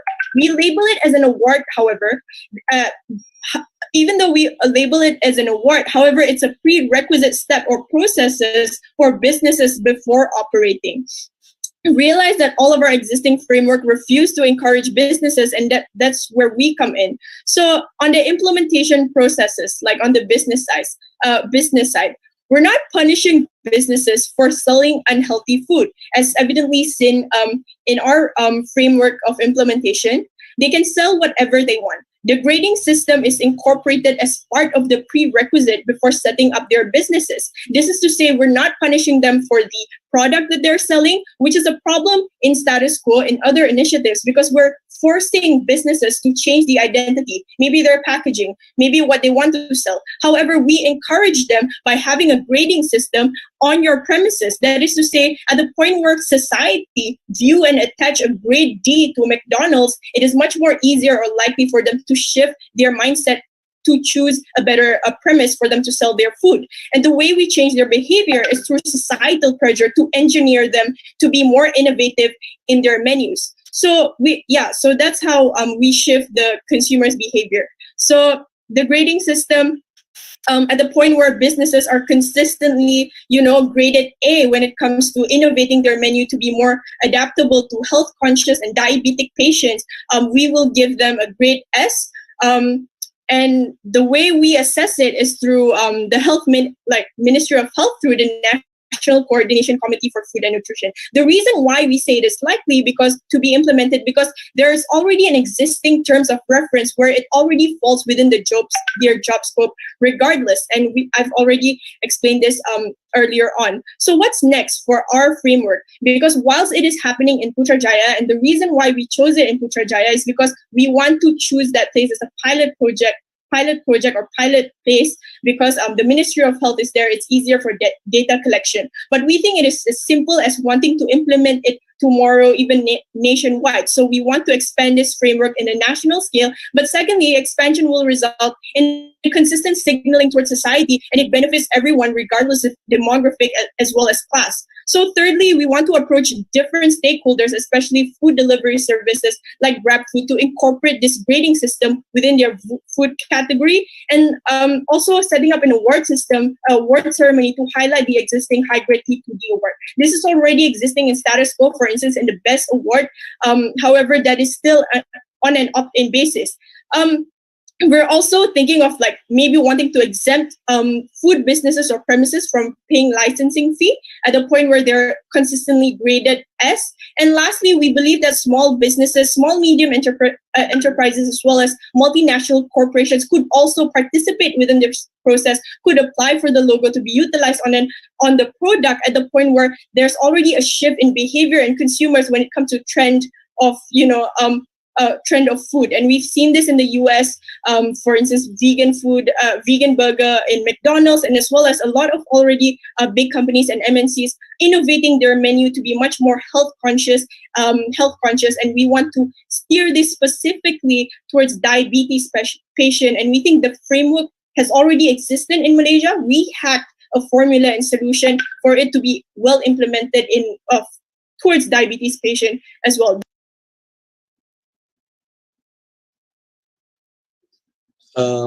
Why is her mic suddenly muted, Daniel? She was. Yeah, because time ran out of the 5 minutes. I see. Unfortunately, okay. So all right. you can ask clarifying questions in the Q&A. Okay, all right. Okay. Yeah, I finished already. Okay. I apologize on the judges for that. Okay. Again, I give way to my two colleagues, judges.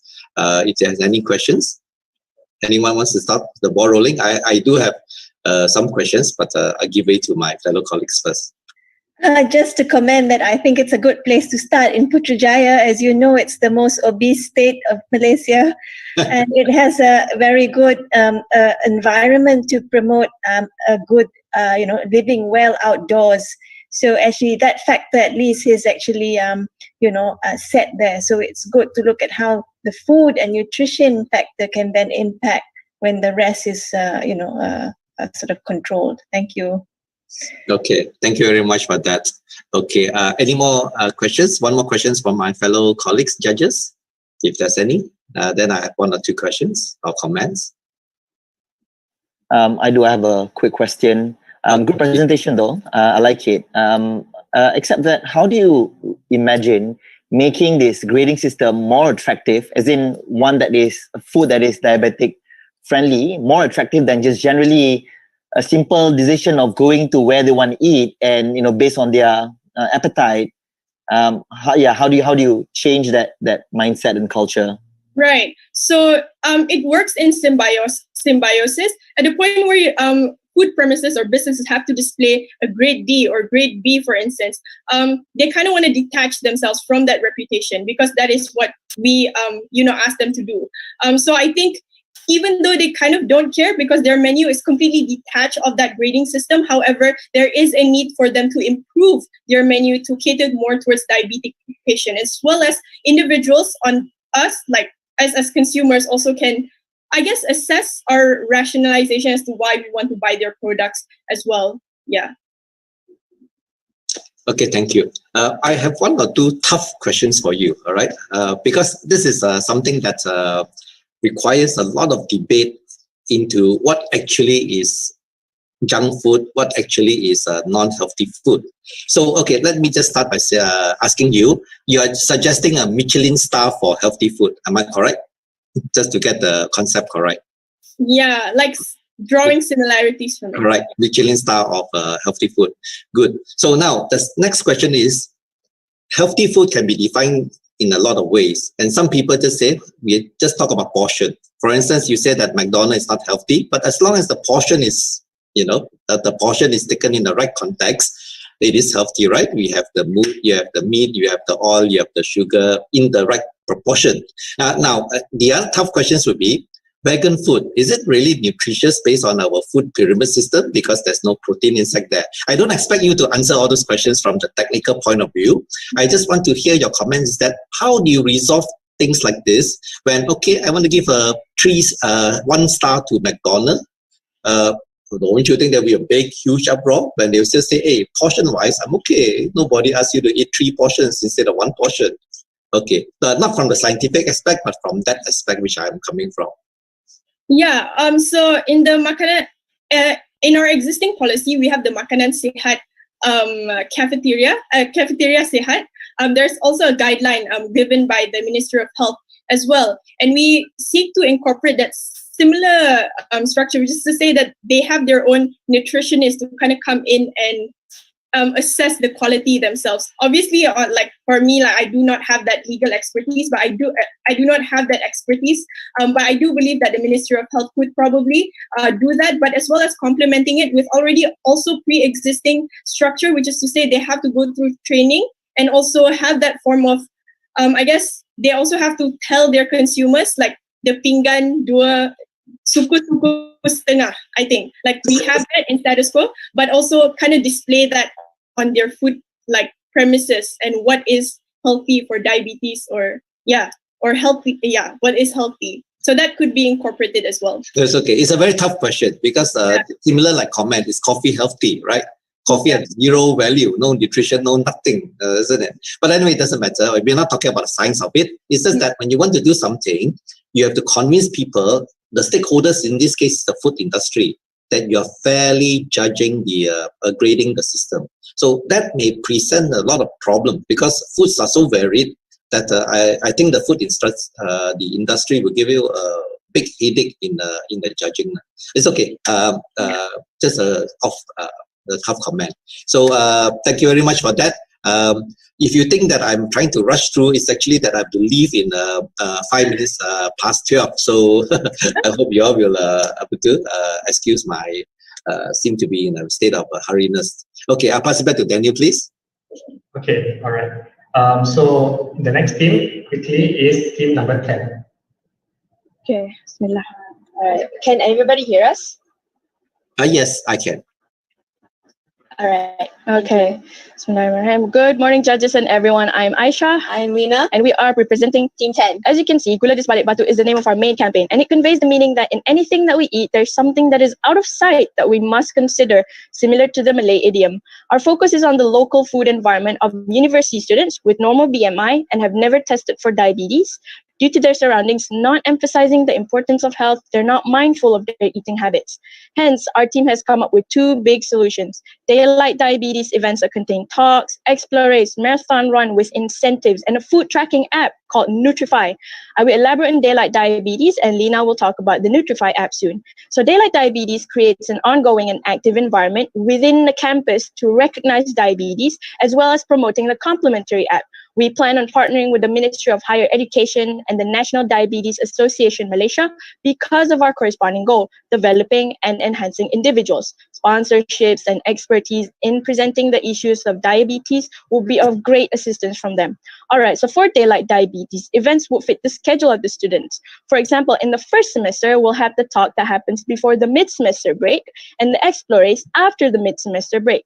The talk is where we bring in panelists like healthcare experts, diabetic patients, and patients on dialysis to introduce diabetes and its complications. Journalism or TV clubs of the university can help to make pre-recorded videos on the process of dialysis. Prior to the explorers, nutritionists from Kementerian Kesihatan Malaysia will share on how to eat healthier and read food labels and use the knowledge for the educational competitive race. Fun note, some answers from the explorers can be found from the talks or the app to ensure student participation. For the second semester, we have a marathon run and a big trip. The marathon run helps us raise funds to purchase diabetic supplies for patients with financial burden.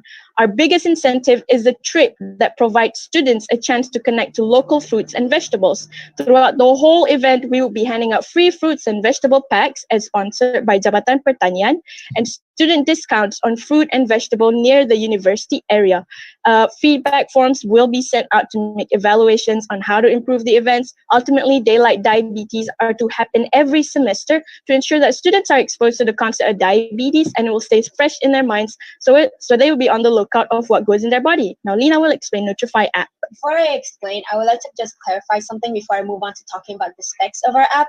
During the run of the campaign, the app will contribute immensely to not only the participants, but also those who are running the campaign. So moving on, the name of the app we came up with is Nutrify. So the FYE that within Nutrify stands for your excellence. So the main purpose of this app is for the convenience and to help to guide the students to lead a healthy diet. Due to time constraints, I will only talk for about 4 important features, which include the first one, exclusivity. So since our target mainly revolves around university students, we designed it in a manner where they would need to log in through their university emails and then pick the university which they attend. This would help us to only target those within our selected target group. In regards to the campus food, we considered that university cafes do not necessarily provide the healthiest options. So to combat this, the app will show the nutrition information of all the foods being sold, as well as further warnings on certain ingredients that individuals may be allergic to. The food tracker does what a food tracker does. It tracks your food. By that, I mean anything related to it, like tracking the nutrition or calorie intake, suggesting meals based on your previous meals, daily reminders to eat your fruits and vegetables, and even considering university students tend to skip their meals, remind you to take your meals. So basically, this is a very personal level app.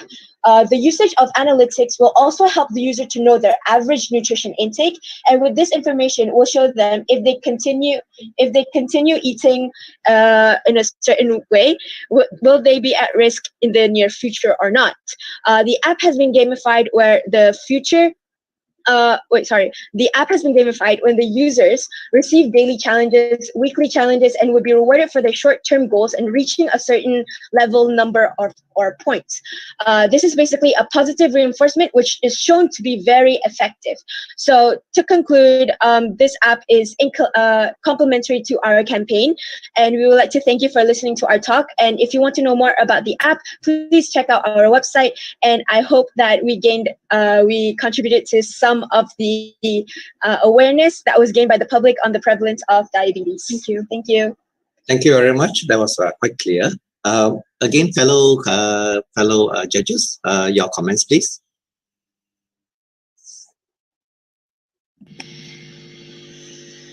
Okay, maybe I start off by asking you about the gamification. Of course, I understand gamification. We have apps like those people who have virtual runs, where they carry a handphone, and then when they reach 10,000 steps a day, they get rewarded by vouchers. So that one, your run is actually monitored. In this case, how do you actually validate the gamification component? Sorry, what do you mean by validate the gamification component? You see, like the exercise app, the handphone actually trace your steps. Don't talk about the cheating. People will tie it to the dog and the dog will run. But don't talk about those cheating, because the handphone actually validate how many steps you take a day, and then you get points, vouchers, etc. For this gamification, is there a validation component, or they depend on the person just to key in what he is? Yeah, so it's a two-way communication thing, because the app has to be used by the user. So it can be if the user participates in challenges, like the daily challenges and the weekly challenges, and also the reminder. For example, you have to eat 2 fruits in one day, then you get experience points, right? And then how do you validate that? What do you mean validate? How do you know you actually eat 2 portions of food? And in that case, it depends on the user to be truthful. It depends on the user, because right now our emphasis, our purpose is to emphasize the health, the importance of what we put into our body. If the user recognizes that, then that is enough for us. But if the user lies, then that is on them, because that's the user. May I just add, the point of the app is to also basically instill that that it's kind of like the user has to take responsibility for themselves. So we are teaching them through the campaign. We are teaching them that they have to take responsibility for their actions and for what they eat. So that is why we made the app, so to make sure that they can still keep on track, despite not being in the campaign or despite not attending campaigns. Sure. It's okay. I understand all of it quite well. Your presentation was very clear. It's just that when we talk about game and rewards, how do you validate those the points that you earn. So in this case, we haven't reached that stage yet. It's just self-declaration on whether you eat fruits that day or not. It's okay. Don't worry about it. Okay, my fellow colleagues, judges, do you have any other comments for that?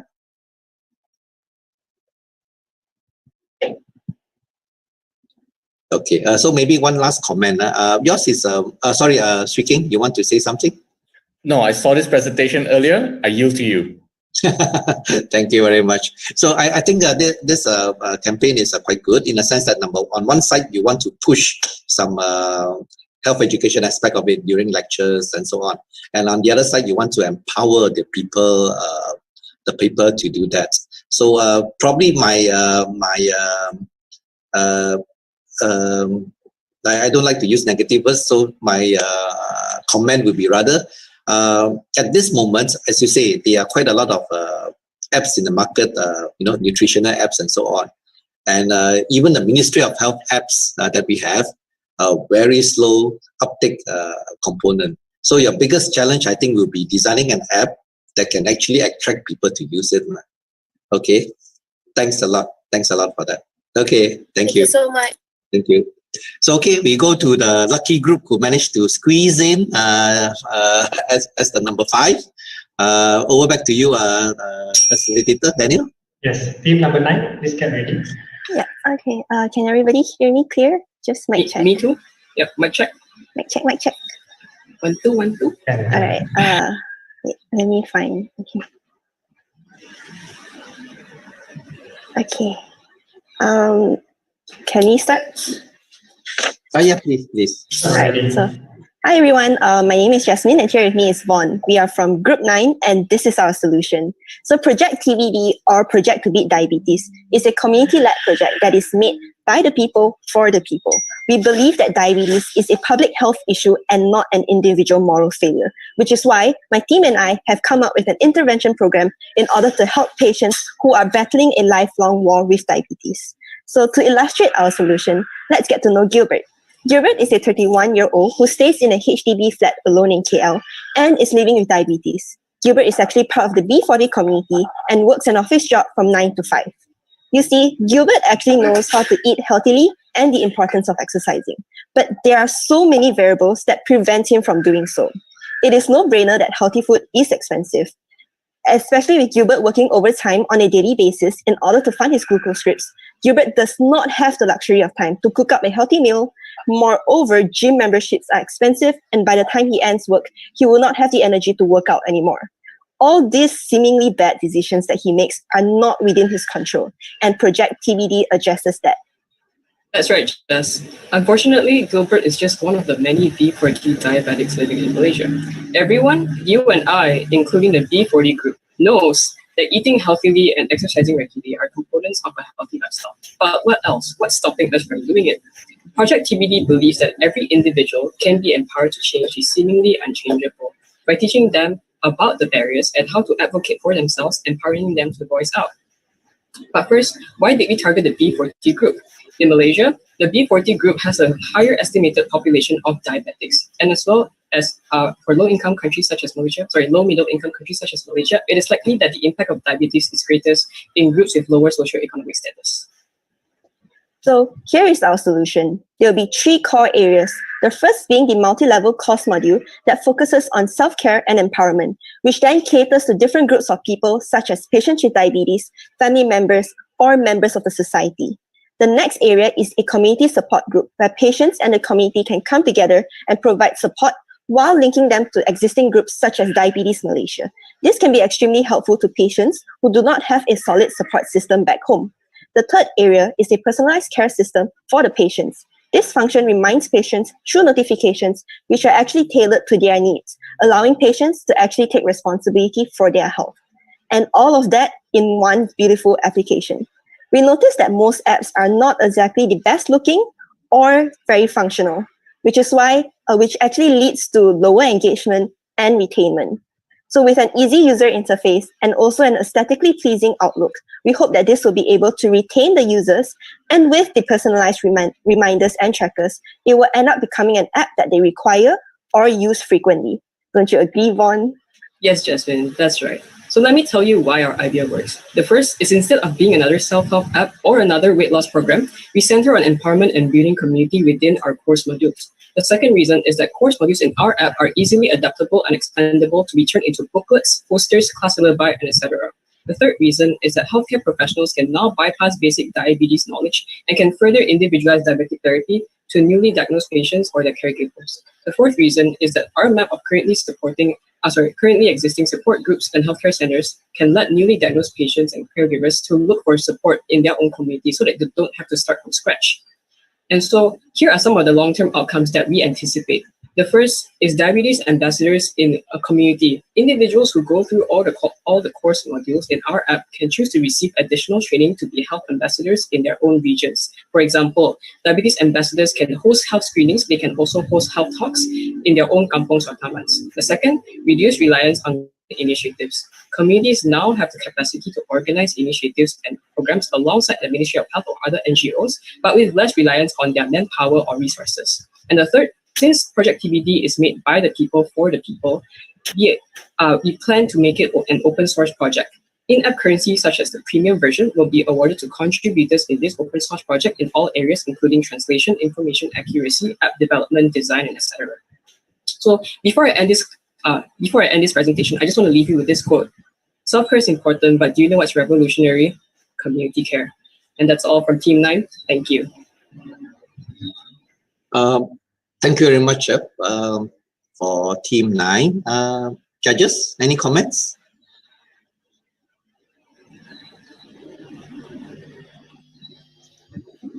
Okay, maybe I will start the ball rolling first. So your solution is actually very dependent on community engagement, and of course, with the use of an apps to assist. That's very good. You also suggested like diabetic ambassadors and so on, and groups, diabetic support groups. Yep. Now, based on the current situation in Malaysia, do you think that this kind of suggestions will be adopted easily by the community? Yes, so we have a few strategies to approach this. The first is to actually integrate our app into currently existing healthcare solutions. For example, at the point of care, we might get a poster or a booklet or a brochure about diabetes management. But within that booklet, we can include just a tiny QR code to scan and say, download this app to aid with your diabetic journey. And that we can definitely approach physicians or healthcare professionals to integrate this within their system, within their management system, so that they don't have to keep, monitoring their patients individually, because the app can help them do that. That's for the apps, but your other suggestions? Yeah, my other suggestions is that we will be promoting this at the point of care anyway. So like people, like for example, if I'm a nutritionist and I have a diabetic patient, I will be recommending them to use the app alongside my advice, alongside whatever brochures that I'll be giving them. So this would ease the process of transition. Your apps is the main tool for your presentation. The apps is the main item, not the ambassadors, diabetic ambassadors. The ambassadors is the long-term outcomes that we anticipate to happen. Yeah, it's the long-term outcomes that we anticipate. The apps is the one that you're focusing on. Correct. Yes. Right. Okay. I got a better picture now. All right. No problem. Thank you. So, any more comments from the other judges? If there are no comments, I for myself personally, I'm done. Because I have to rush, so I think I better say it now that all your presentations were fantastic actually. Some a bit more difficult to implement, some a bit easier, but overall I think the presentation was great, and you all did a great job. All right. Thank you. Thank you. Also, since we have time, if you guys want, you guys can go to our website. You guys can test out our app that we made. It's a prototype, so it's like individualized. You can be a diabetic patient or non-diabetic, but and then it will like individualize stuff like that. Oh, I see. Yeah, and then so like these are the course modules, and then you can go through the course modules. So yeah, it's very pretty. We made this from scratch. So yeah, thank you. Thank you so much. Thank you so much, Vaughn. Really sorry to interrupt. It's okay. Thank you very much. Okay, Daniel. Okay, so now all judges will be in a breakout room to deliberate on the finalists and their scores.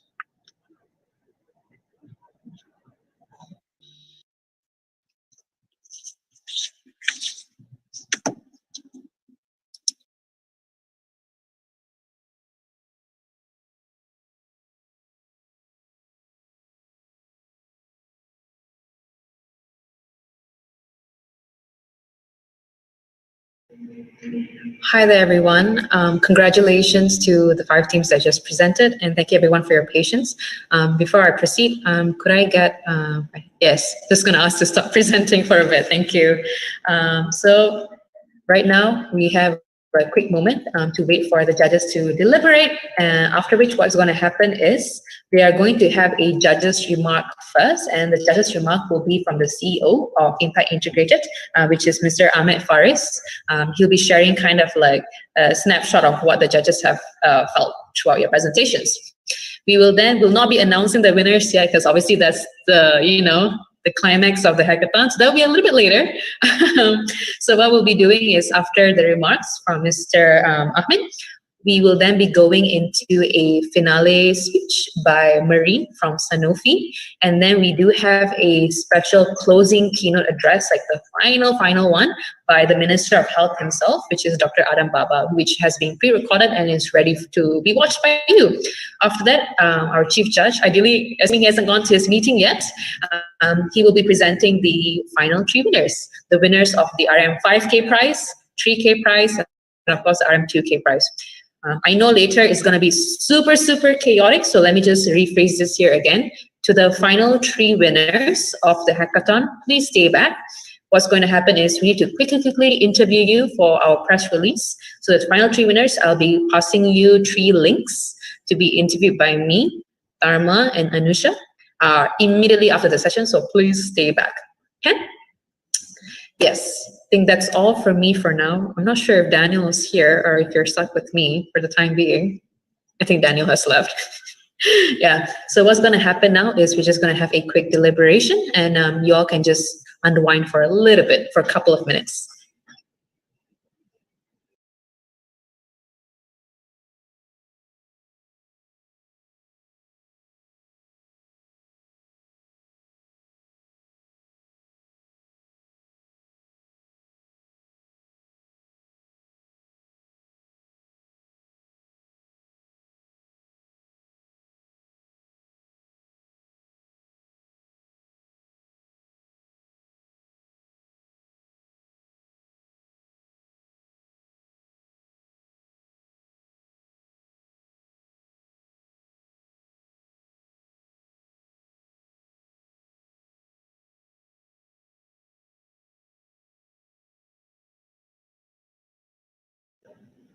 Oh, I have been informed by David from across the sphere that voting link remains open for an additional 5 more minutes. You are reminded to vote in the next, 2 minutes at aros.cc/ssws1. I'll add this in the chat as well. So please feel free to support your favorite groups.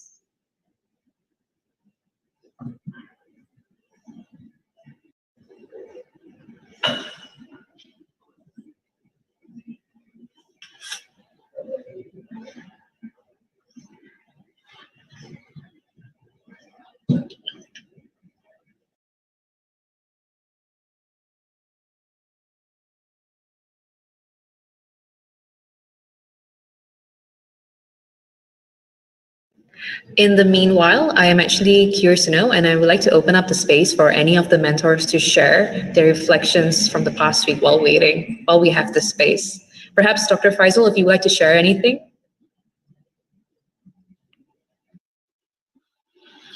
Hi, everybody. I'm not a mentor, Vishni, so I was asking whether yeah, you forgot. So maybe ask the mentors first if they've got anything to say. I see a few online. Over. My apologies on that. I'm a little bit kanchiong, my bad. But yes, I'd like to open this up to any of the mentors to share a few words to our participants.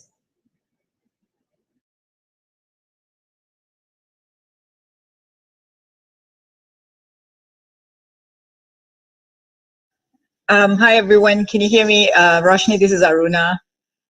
So overall, all the teams did an amazing job, super impressive in the short duration that was given to them. You know, it was just amazing. A particular shout out to my group. I am a proud parent today.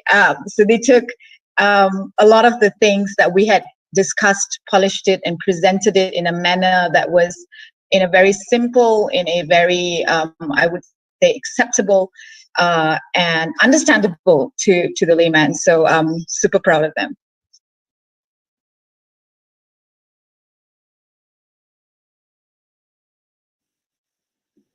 Thank you for all the support, Dr. Aruna. We appreciate it. Thank you so much, Dr. Aruna. I think without your input, I don't think we could have developed this idea as best as we could. So thank you so much. Yeah. Hello. Hi. Hi, everyone. This is Amal here. Just to add on, I think the last 2 weeks, and especially seeing all the presentations today, it's really wonderful. And I kind of second Dr. Aruna in saying that we have seen really so much being put together in so little time, and especially when we are all working in a virtual remote environment. I think the biggest win is there is a understanding of the need of the urgency of taking care of this diabetes, and I think we have at least newer ambassadors of diabetes, or at a broader level of health awareness, which can be built upon by programs as these. And I think the participants in this hackathon are a testament to that. So kudos to the team, kudos to all the participants for a really lovely participation and the enthusiasm that you have shown. And I'm sure there are elements from these outputs which can be taken up by different stakeholders to improve upon all our existing offerings which they are. So all the best again to the teams who went to the finalists, also to my team, Team 1, and hopefully may the best team win. Hi, this is Christine here. Can you hear me? I want to say great job to everyone, every single one of you. From a blank sheet to such a fantastic presentation with great content and great research. I think it's a great job to all of you, because I think it's definitely not easy for you to work overtime to get it out, because just participating as a mentor and coming to the workshop, it's actually quite tough. I'm sure you guys have learned a lot, like myself, through this journey. Love your enthusiasm, keep it up, and look forward to the great impact that you have as a future leader. Thank you. Hi, this is Haliza from Team 6. So I would like to thank Sanofi, Arus, and Undi 18 for organizing this program. And I am very proud of my teammates from Group 6. I love you guys, and we will definitely continue our connection beyond this program. Thank you.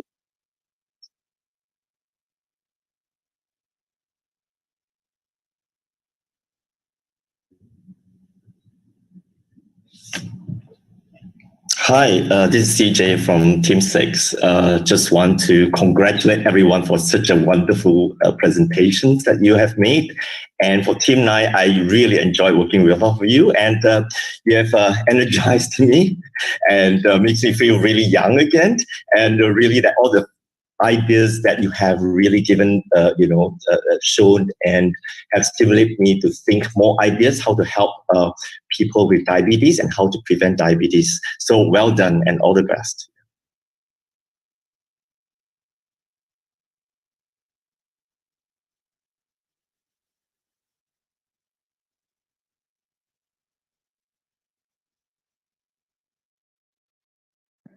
Thank you so much to all our mentors for sharing that. I'm wondering if anyone else would like to take the space while waiting. Also, my apologies. My Google slide, the tekan. My apologies. Let me go back. Okay. I'm wondering if anyone would like to use the space as well. Please feel free to do so. Because after this, it's gonna be very fast paced. Can the participants say something? Yeah, please go ahead. Oh, okay. Oh yeah, Team 9. Sorry, once again, Team 9. I'm so proud of you guys. We barely squeezed through. Oh, that was such an emotional roller coaster. Good job, good job. Hi, can I say something on behalf of?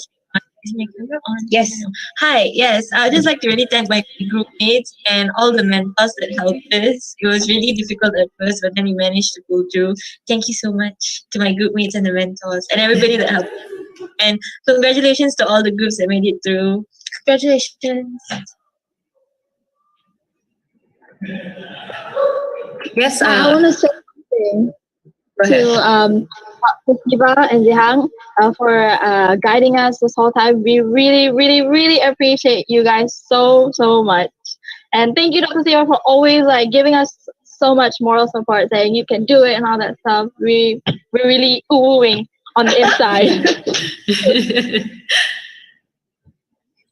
Hi, I'm Hasana from Team 6, and I just wanted to say thank you to Dr. Haliza for all her support and guidance, having meetings with us at any point of time just to motivate us and guide us. And a special shout out to Dr. Faisal for actually sitting down and being our first time observer and giving us feedback on how our presentation went, and it really helped us in, bettering ourselves. Thank you so much to Dr. Haliza and Dr. Faisal, and to my Team 6, obviously. Hi, I'm Lena from Team 10. I just wanted to say thank you again to Dr. Siva for being really patient with us and for, answering our questions even really like sometimes late at night. And I also want to thank to my team members for their help in the website and also for, helping us with the script for today. And yeah, it was really fun. Thanks, Lena. Kieran, go ahead. Hello, I'm Kieran from Team 8. I would like to thank my team members for every day we've been Zooming and every day we've been meeting online. But other than that, I would like to thank also to Christine, our mentor, and also Nabiha for being our guardian angel throughout this journey. And without all the support from all of everyone, I don't think we can make this through. And I'm truly grateful. Thank you so much.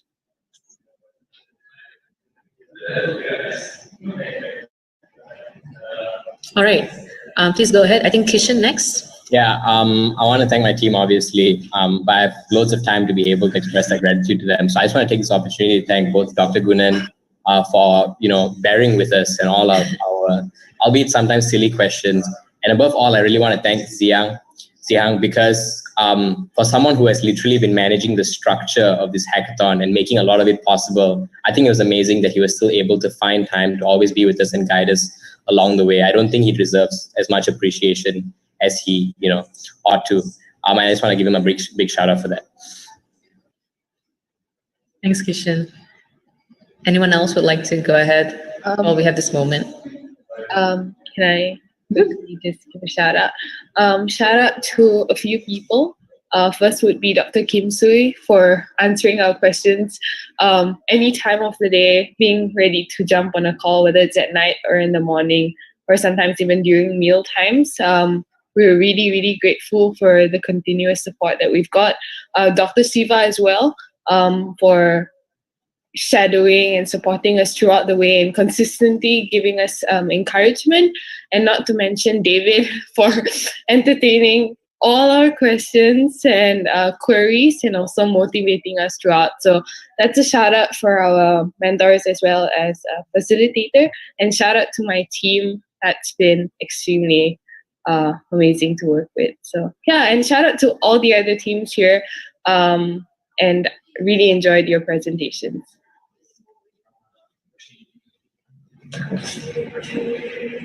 Anyone else would like to go ahead? I see. This is Wenli. Go ahead. Okay. Okay. So this is Wenli from T9. Okay. So first I want to thank my team, Team 9. Okay, and then I also want to thank our mentor, CJ. He named himself T9 here, so like we feel belong. Also, we want to thank our Fessy, Wei Yang, for answering our questions. And thank you, everyone.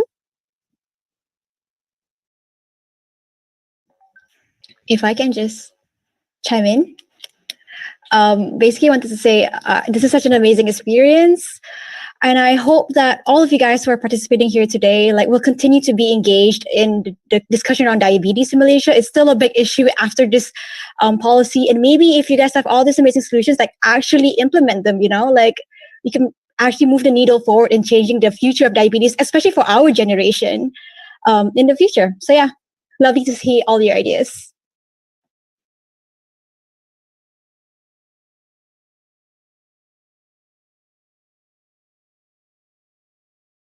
Also, I don't know if this is okay to ask, but like, if any of you guys wanna like keep in contact in the future, maybe drop your IGs in the comment section. So like, yeah, maybe who knows, we might meet in another competition, maybe in the same group, hopefully one day. So yeah, I'll drop mine in the chat as well. Yeah, same. Bye.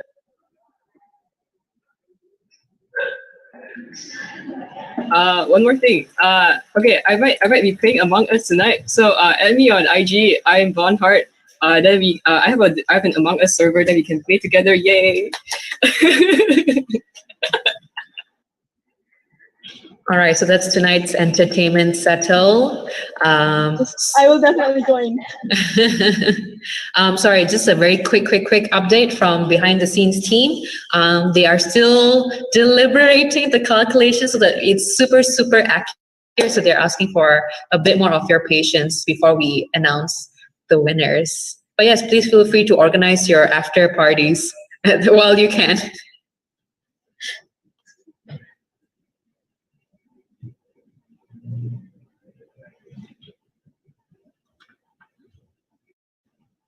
Are you guys sharing Instagram handles? Okay, fair enough. It is supposed to be a networking opportunity.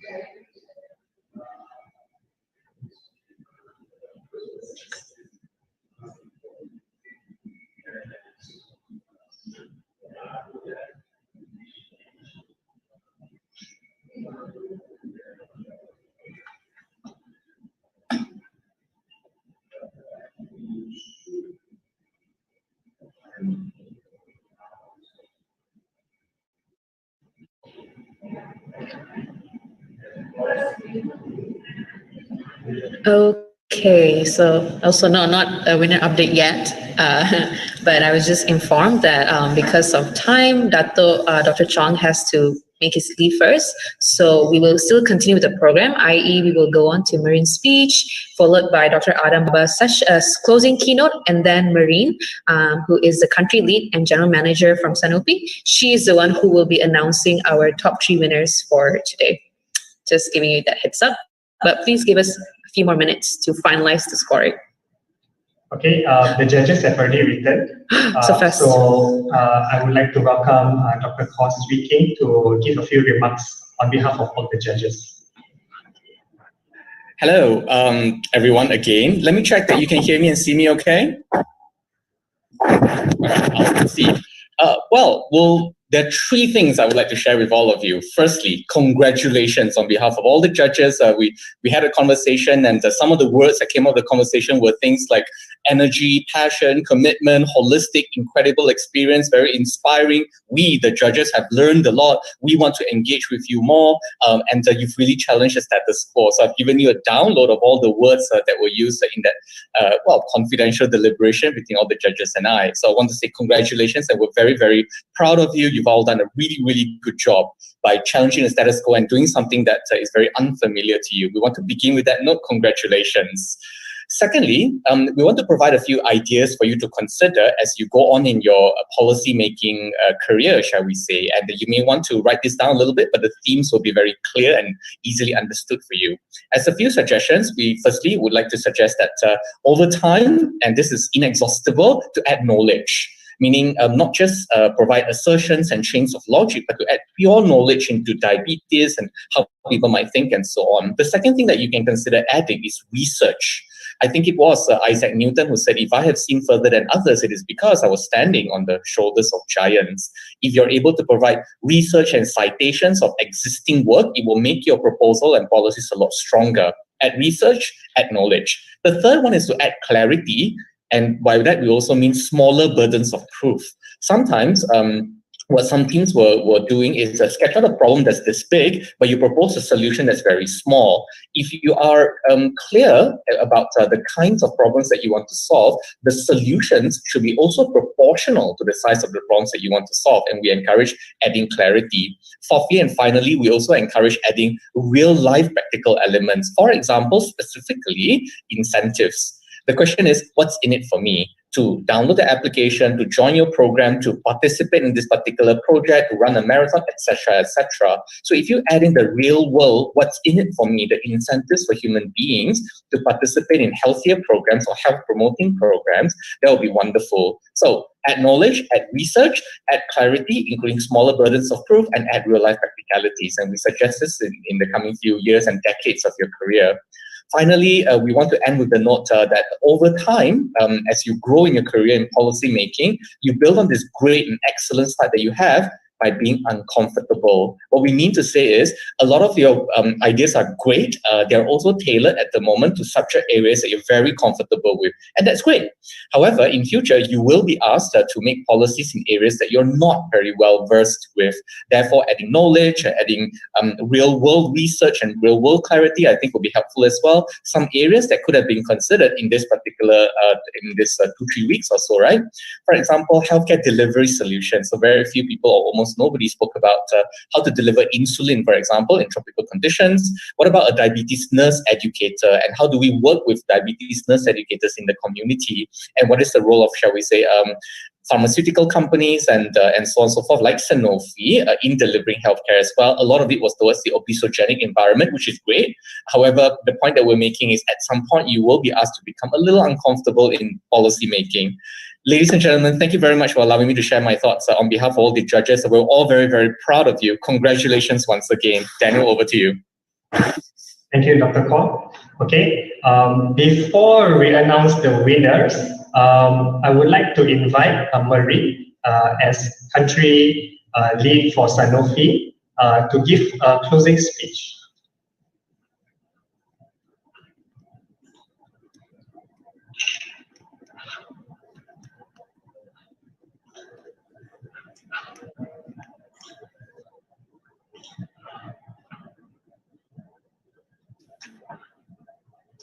Can you hear me now? Sorry about this. I had a little technical issue. So, hello again and good afternoon. Greetings to the Honorable Minister who had to leave us now but spent a lot of time with us. Very dear Hackathon participants and distinguished guests, ladies and gentlemen, everyone here. So, the war on diabetes has been a long drawn one.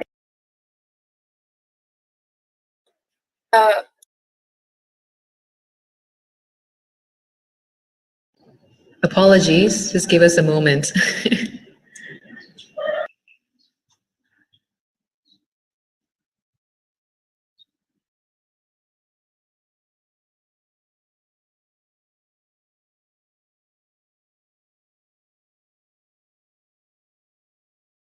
We seem to have lost Marine there for a little bit. Maybe I'll give her like maybe a spare 30 seconds, if that's okay by everyone. Yeah. If she's not here yet, then we will move on to the next session first, and then maybe we can continue with Marine when she enters the conversation.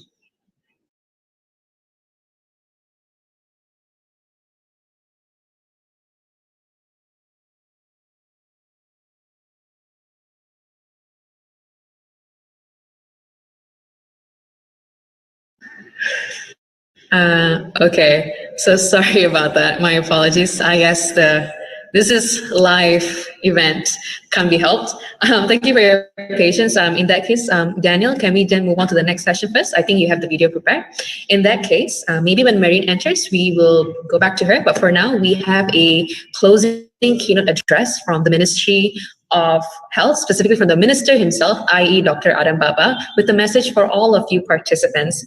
Daniel, when you're ready, go ahead.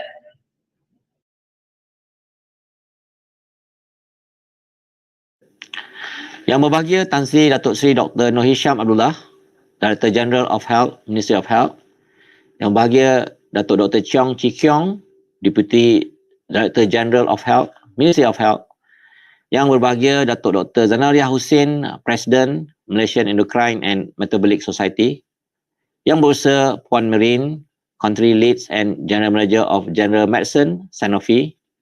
Yang berusaha Dr. Faizul Izzuan Mustafa, Deputy Director of Non-Communicable Disease, Ministry of Health. Yang berusaha Dr. Ko Swee Keng, Founder of Malaysian Health Coalition. Yang berusaha Tuan Ahmad Faris Amir, CEO, Impact Integrated. Assalamualaikum warahmatullahi wabarakatuh. And greeting to all participants, speakers, and mentors. I am very honored to deliver the closing address of Malaysian First Digital Youth Hackathon for Diabetes, Sweet Spot Malaysia 2020. I am delighted to see many familiar names joining this hackathon as distinguished judge, honorable speakers, and mentors from the Ministry of Health, Ministry of Education, industry experts, non-profit organizations, and professionals. Statistics from the most recent National Health and Mobility Survey have been very concerning for Malaysia. Nearly 1 in 5 Malaysian adults has diabetes, and an estimated 3.9 million Malaysians aged 18 and above suffer from this disease. The government is giving serious attention to this increase, as it is becoming a major economic burden on the healthcare system and national economy. I am very concerned as the impact of diabetes on society is damaging. It can impose a large economic burden on people with diabetes and their families, such as loss of income associated with disability and premature deaths. We have done a lot to prevent and control diabetes in Malaysia through the National Strategic Plan for NCDs. However, there is still much more that we can and need to do. It is therefore an urgent and important need for intersectoral involvement and collaboration for an effective diabetes prevention and treatment in Malaysia. By intersectoral, I do not mean just the different ministries and departments of the government, but also the NGOs, professional organizations like Sanofi, the media, and civil society. With this regard, I would like to inform that everyone plays an important role in creating a supportive environment to support a healthy lifestyle for our people in the war against diabetes. While the Ministry of Health continue to strengthen effort to provide an effective and comprehensive screening for the NCD risk factors in all our health facilities, we need to continue to raise Malaysian awareness of the importance of regular health screenings through mass media and health promotional campaign. We need to ensure that the public is aware of the diabetes issues, taking necessary action to solve the problem. Simple step to prevent diabetes: be active, less sugar, and stay healthy. I'm glad to see that this 6-day digital youth hackathon has been successful in raising diabetes awareness among youth and public. I am impressed with all the great ideas contributed by the youth. Our youth must also be ready to take charge, heading change within communities. In order to impact the nation, we must be the change we wish to see ourselves, however small and insignificant our action may seem.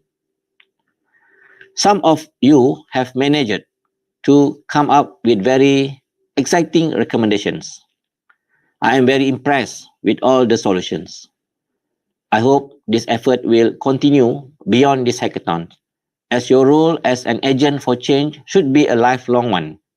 Do continue to raise awareness on diabetes among your community, as you will also be empowering more people to live their healthiest lives.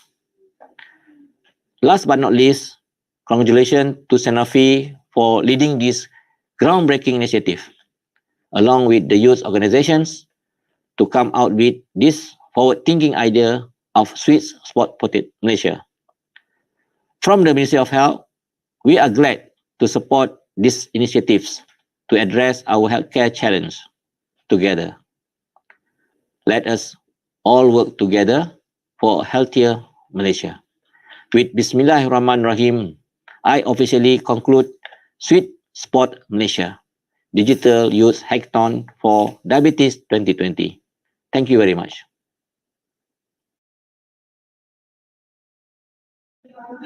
Thank you very much to Dr. Adam Baba, and also thank you very much to the Ministry of Health in general, because they have been such strong supporters to Sweet Spot Malaysia throughout the entire process from ideation up until now, as evident as some of your mentors who are also from Ministry of Health themselves. So thank you very much. I do believe Maureen is back with us. Maybe if I can pass the space back to Maureen for her speech. Thank you very much, and very sorry for losing you very quickly as I started to speak. So, as I was saying, maybe if I just restart, this war on diabetes has been a long drawn one, and it's imperative for us to have concentrated efforts in fighting diabetes to ensure that this war does not prolong and the patient get the medical attention that they need. Diabetes is not discriminatory. It can affect anyone. And as we all know, as you all know by now, it's a major public health concern in Malaysia. And the prevalence of type 2 diabetes has escalated to about 20% for adults above the age of 30, affecting several millions of individuals and subsequently affecting every corner of their life immensely. But as much as we acknowledge that diabetes is a major public health concern in Malaysia, the surrounding discourse does not reflect the magnitude of the problem. So pre-existing issues such as, the lack of awareness amongst the everyday public, taboos about diabetes complication, increase the need of having these difficult conversations on the disease. From, how one consumes food to the getting diagnosed and treated, diabetes has indefinitely affected lives. And however, this does not mean that these patients, are incapable of living their best lives, do not have that opportunity. So Sanofi has supported diabetic care for close to a century through innovation and sustained research effort in diabetes medication and insulin, transforming the lives of countless diabetic patients. We build on our heritage and commitment to innovation to improve quality of life and to support patients and healthcare system by offering more than medicine. And by combining, Sanofi's quality drugs with services, devices, data management, we aim at giving new hope to millions of people. Our integrated care solutions aim to improve outcomes and patient experiences. We've developed innovative value-based medicines and connected solutions designed to address the most urgent medical and societal need. And through this work, our purpose is to help people with diabetes improve their quality of life. And we aim at supporting the sustainability of healthcare systems.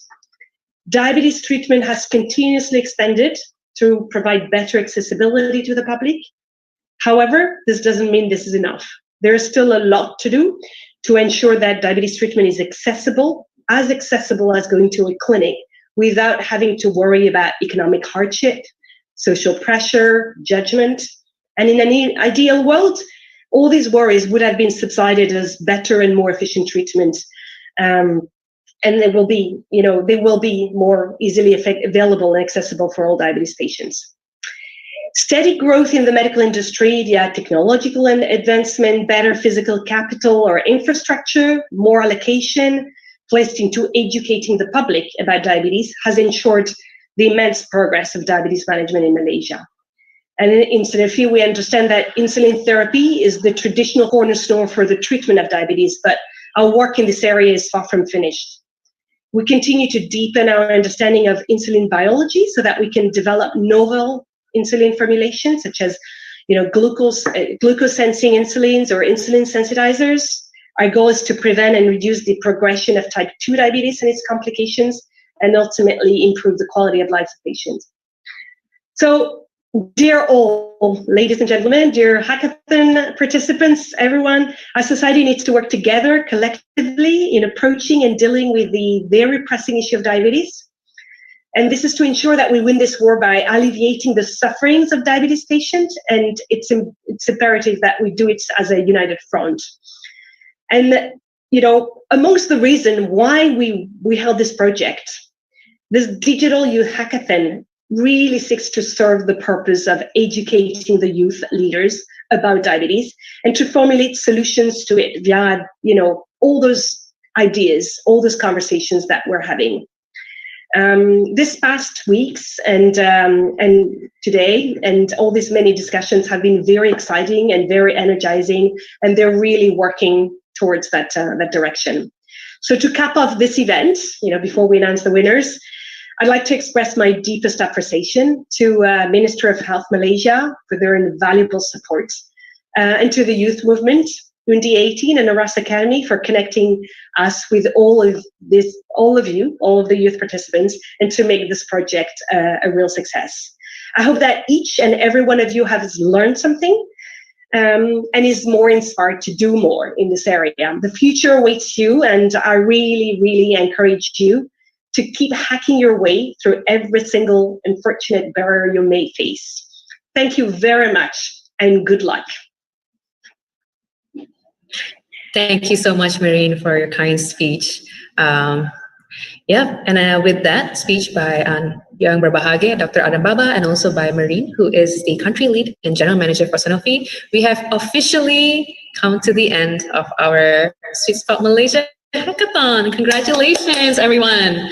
And now we are going to move on to the much anticipated, much awaited announcement of our winners. But before that, I have one last request. Which is to ambil gambar, to take a group photo before we go ahead, because after this is going to be quite chaotic. So I believe I have my peers on the other side ready to save the pictures. All right, everyone, this is again going to be your official picture. We are sending press release as well. So, nice a bit. All right, is everyone ready? Okay, let's see a gallery view of everyone. Everyone looks good. Yep, show screen. Okay, cool. Ready? All right, in 3, 2, 1. Remember, you don't know which screen number you're in on my end, so please smile for all of this. All right, if I can go to the next one in 3, 2, 1. Lovely, beautiful smiles. Thank you very much. One last one. Spare me 30 seconds here to save here first.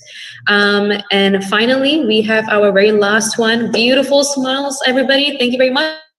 And 3, 2, 1. Awesome. I love it. Thank you very much. I like how everyone was holding their breath a little bit. Without further ado, I would like to open up or relay the space back to our judges, who will be sharing with you who are our final winners. Judges, please go ahead. Just for some extra feeling, because we want to hear some claps, I think the winners should deserve some claps. When we want to announce the winners later, you can unmute just to clap and then hit that. Okay? But very quick, huh? Okay, all right, I pass it back to the judges.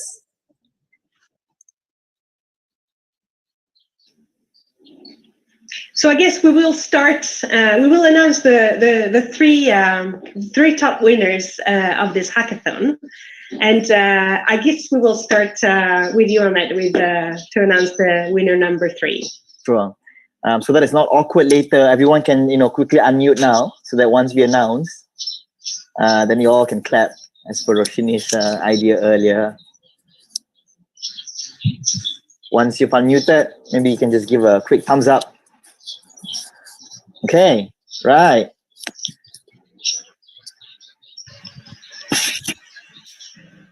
Cool. Ready? Yeah. Coming in third, with their project name, My Diabetes at My Sejahtera. Congratulations, Team 1. Team 1. I guess on behalf of Team 1, thank you.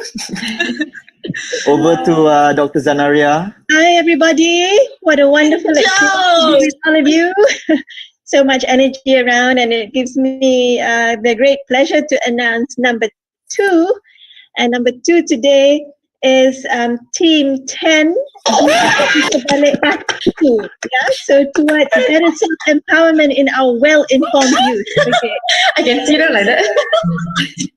Congratulations. Okay, so well done, everyone. So I have the honor and the privilege to announce the first winner. So let's create still a little bit of suspense, make sure everybody is really, really quiet.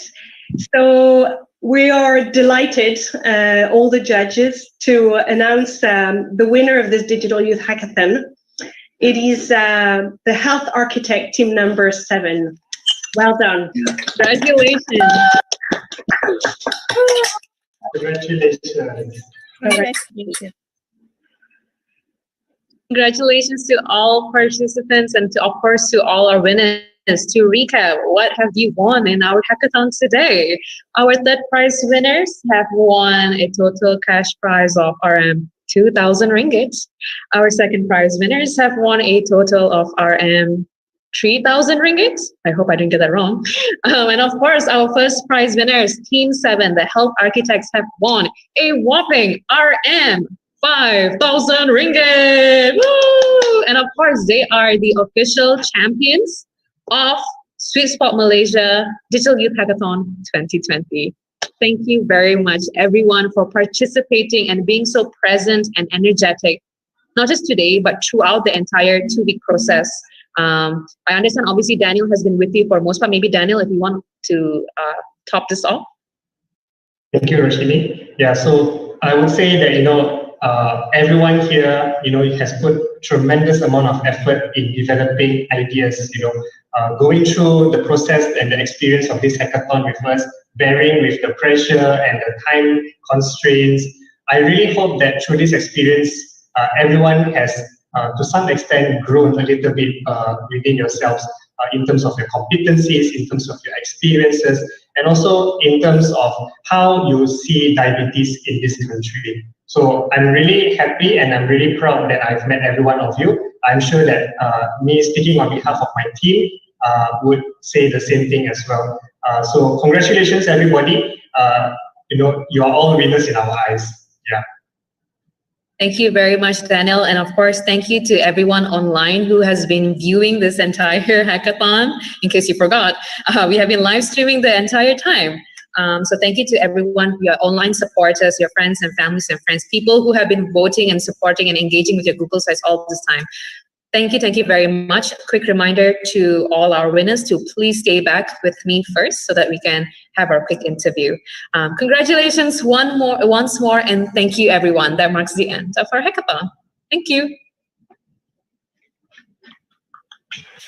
Among us tonight.